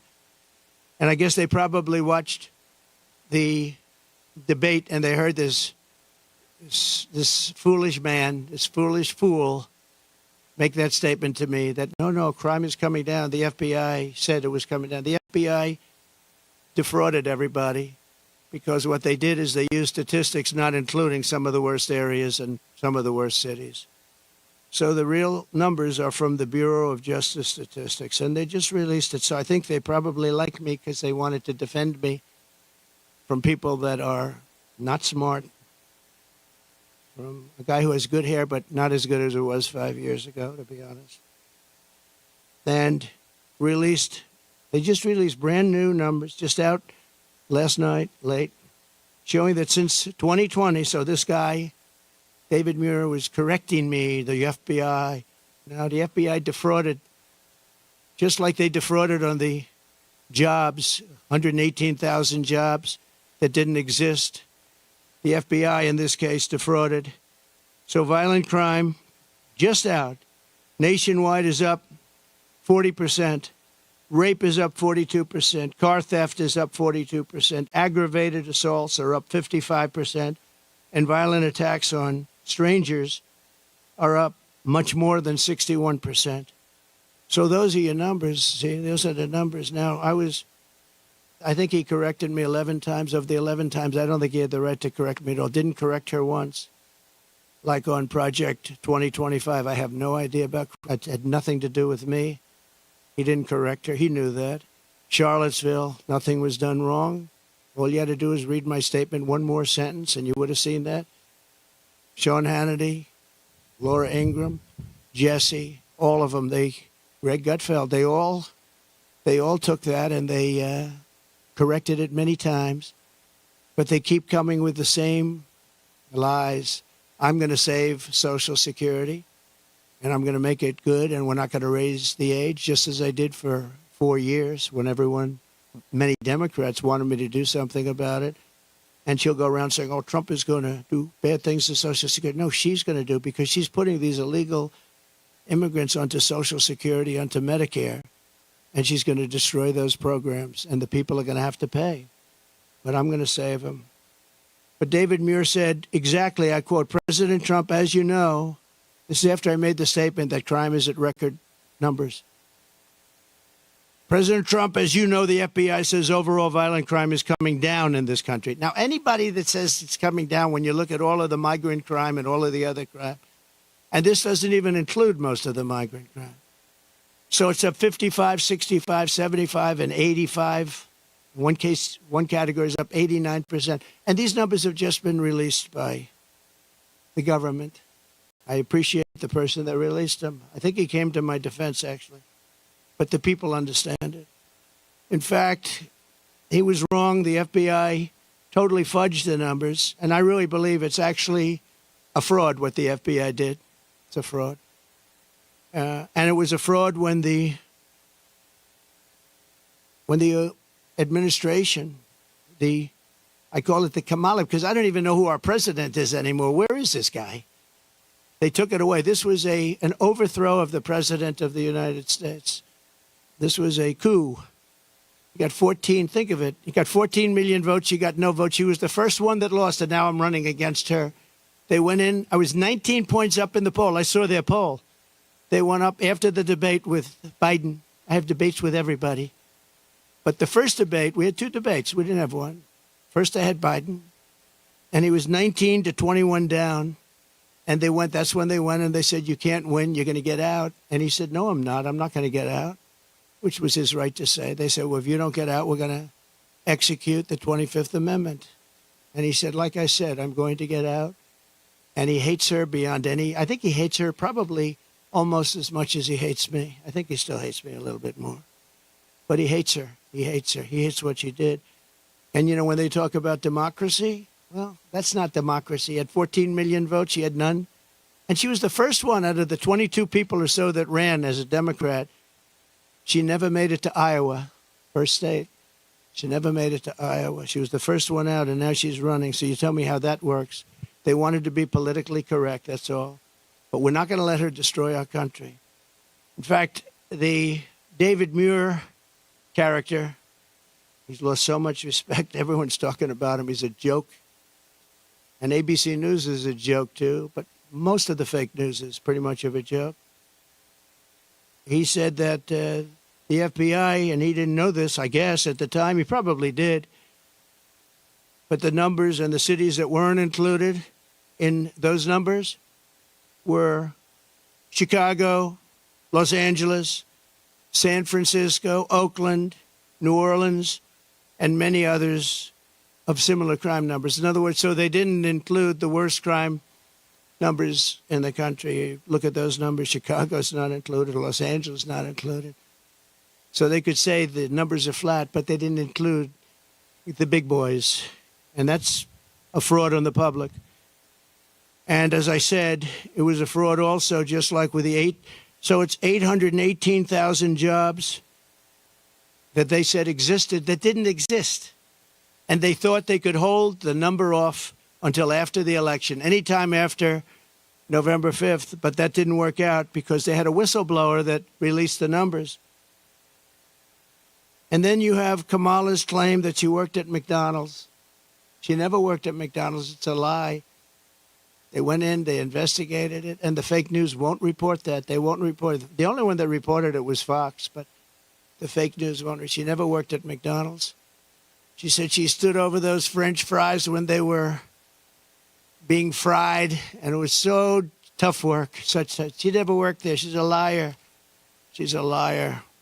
But the fake news ought to report she's a liar, because that sounds like a little thing, but it's a big thing, because it tells you they lie. They lie about everything. They lie about statements on the military. Nobody loves the military more than me. She got up today. She said things that were just lies. She's just made up. What's bad for Trump? Oh, this would be, say something bad about the military. Oh, he said bad about the military. Just like McDonald's, a total lie.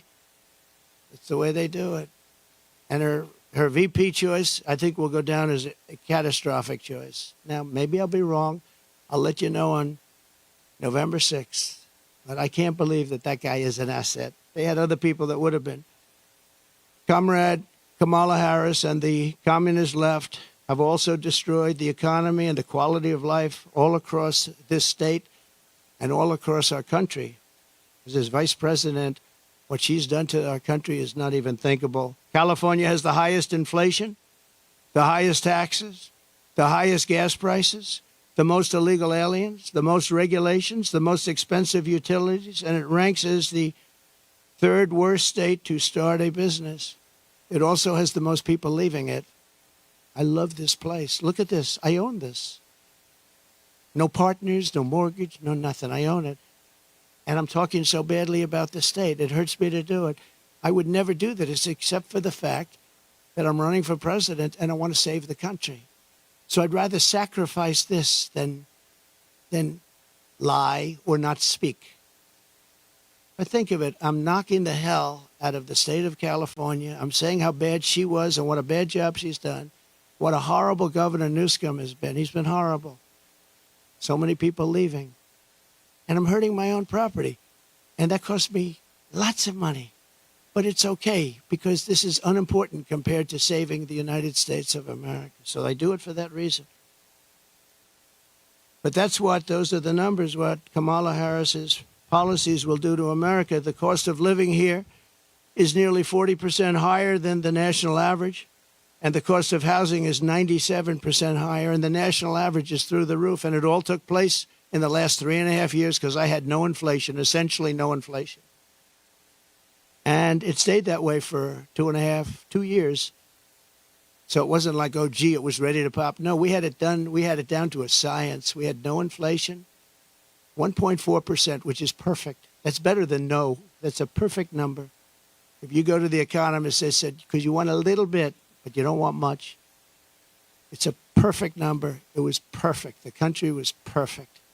We were drilling. We were taking it out. Now we're buying our oil from Venezuela. It's not even believed. It's interesting. They give him billions of dollars now, Maduro, the dictator. I call him the owner of Venezuela. They give him billions and billions of dollars, but then they foreclose on his plane. They take away an old junky plane. It's not a good plane. They take away an old junky plane. And I said, well, it's okay. He'll buy a much better one. We give him, think of it, a country takes away his airplane, but pays him billions of dollars for their oil, which is the worst oil on the planet. It's tar. And it has to be refined. There's only one plant in the entire world that can refine that junk. And you know where it's located? In Houston, Texas, for the environmentalists. So Houston, Texas is refining tar, and that stuff is going up into the air. It's the only place in the whole world that can refine that very bad stuff. The state is rapidly going busted with a record $68 billion budget deficit last year, $68 billion deficit for a state. And the government is so incompetent that it costs $1.7 million to install a single public toilet in San Francisco. They built a toilet for $1.7 million. And it's not even nice. I saw pictures of it. I built this whole thing for less than that. Unsurprisingly, more Americans are now leaving California than any other state in the union, and over 500 companies have left since 2020. It hurts me to say it. Look, I have this unbelievably valuable asset, and here I am knocking the hell. I'm sitting here thinking, and I know this, I've known it for every time I speak badly of New York. We have a very bad attorney general there. She's a political hack who got elected saying, I will get Trump, I will get Trump, I will get him, Letitia James. And they had a phony case where they value a house that's worth $1 billion to $1.5 billion at $18 million. The judge was corrupt. And she's corrupt, very corrupt person. It's a political hack.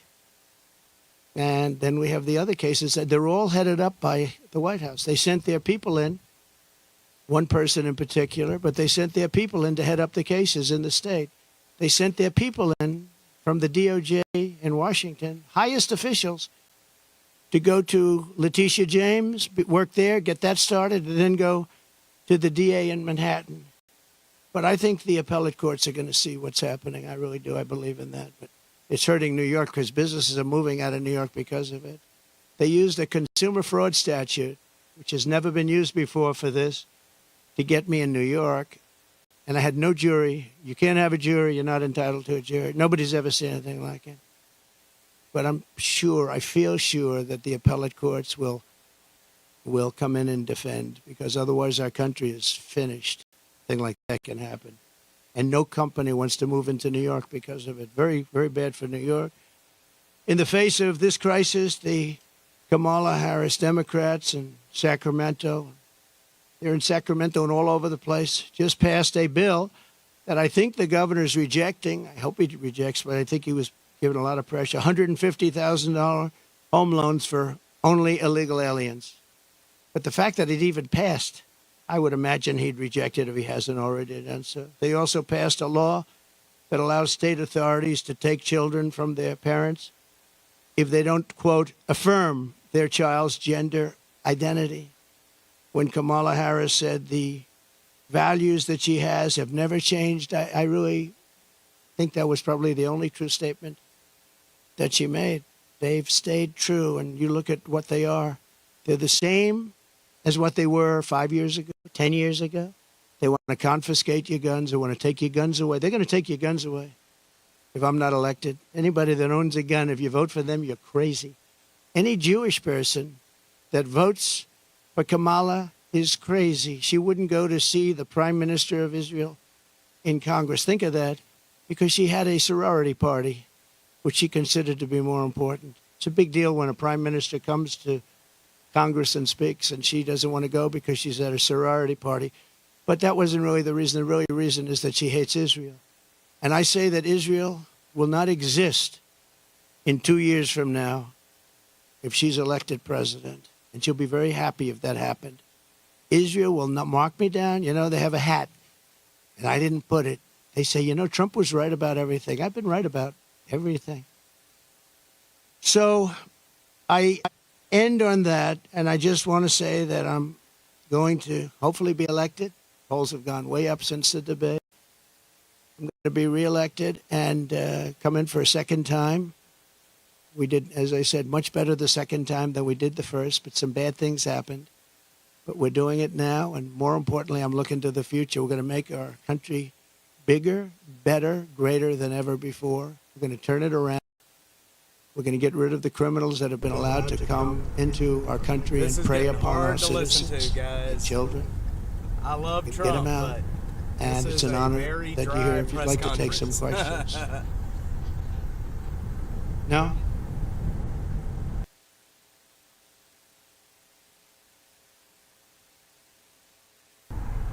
Well, apparently my... No, excuse me. Most of my Republican allies had said I was great in the debate. You're just like, you know, a lot of other people at Fox. Well, why don't you say most 94% of the Republicans said I did phenomenally in the debate. Some said that I could have been tougher. I don't know how I could have been tougher when I said he's the worst president and she is the worst vice president in the history of our country. 94% of the Republicans, and the only one that wouldn't, maybe a Mitt Romney or somebody like that. But we've gotten great praise for the debate, and based on the polls, like Rasmussen being up 6 today, the first poll, right, based on the guys. polls, obviously, I did well in the debate. Also, based on the debate polls. We're going to move on. I'm sorry. That's just a very dry press conference. I am sorry I made you guys sit through that. I've already gotten DMs that people were not happy about my decision to play it. So, I mean, yikes. It is what it is. I'm sorry. Maybe that was a mistake to waste all this time.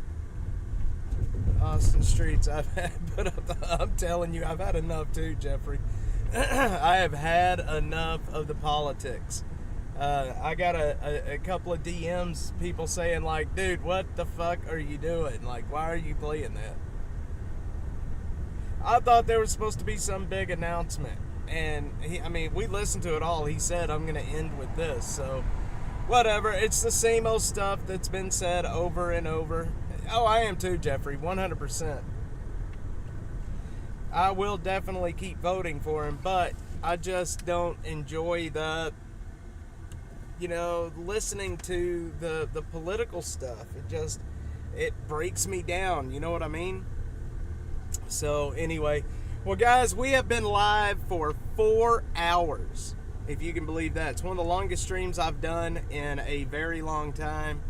I appreciate everyone that's been here this whole time. Honestly, it's pretty amazing you guys hung on this long. I don't think I could have hung on this long. But, yeah, we're going to be back tonight. Actually, in just a few hours. I wasn't planning on being out here this long, but we'll be back in just a few hours for Austin After Dark. Actually, it'll be a little more than a few hours. It'll be about 7 o'clock tonight. And maybe there's going to be some interesting stuff happening tonight. Yeah, I'm not doing any more politics. That was hard to listen to. I can't. I try to stay away from politics with my channel, and that was a mistake, I think, to play that. So I do apologize. Like I said, I thought maybe there was going to be some breaking news that was going to happen. I don't know. But no more dry press conferences from politicians that just drone on and on and on and on and on and on. It does. It's just like it's all the same. The monotone voice. That's why I like his rallies, though, because he's more animated. He's more into it. He's funnier. You know, he's playing with the crowd. They're more interesting. But you know, it's just like everything is just so monotone and boring the whole time. But yeah, guys, Butterfly 71, Jeffrey, Storm Chaser Mark, all of you guys, thanks. Yeah, Storm Chaser Mark, I'm ready for after November too, believe me. Library Fox, you guys all have a great day. I will see you guys back out here tonight about 7 o'clock. Killer Carla, if you're still on, I love you. Thanks for watching with us, and I will see you guys in about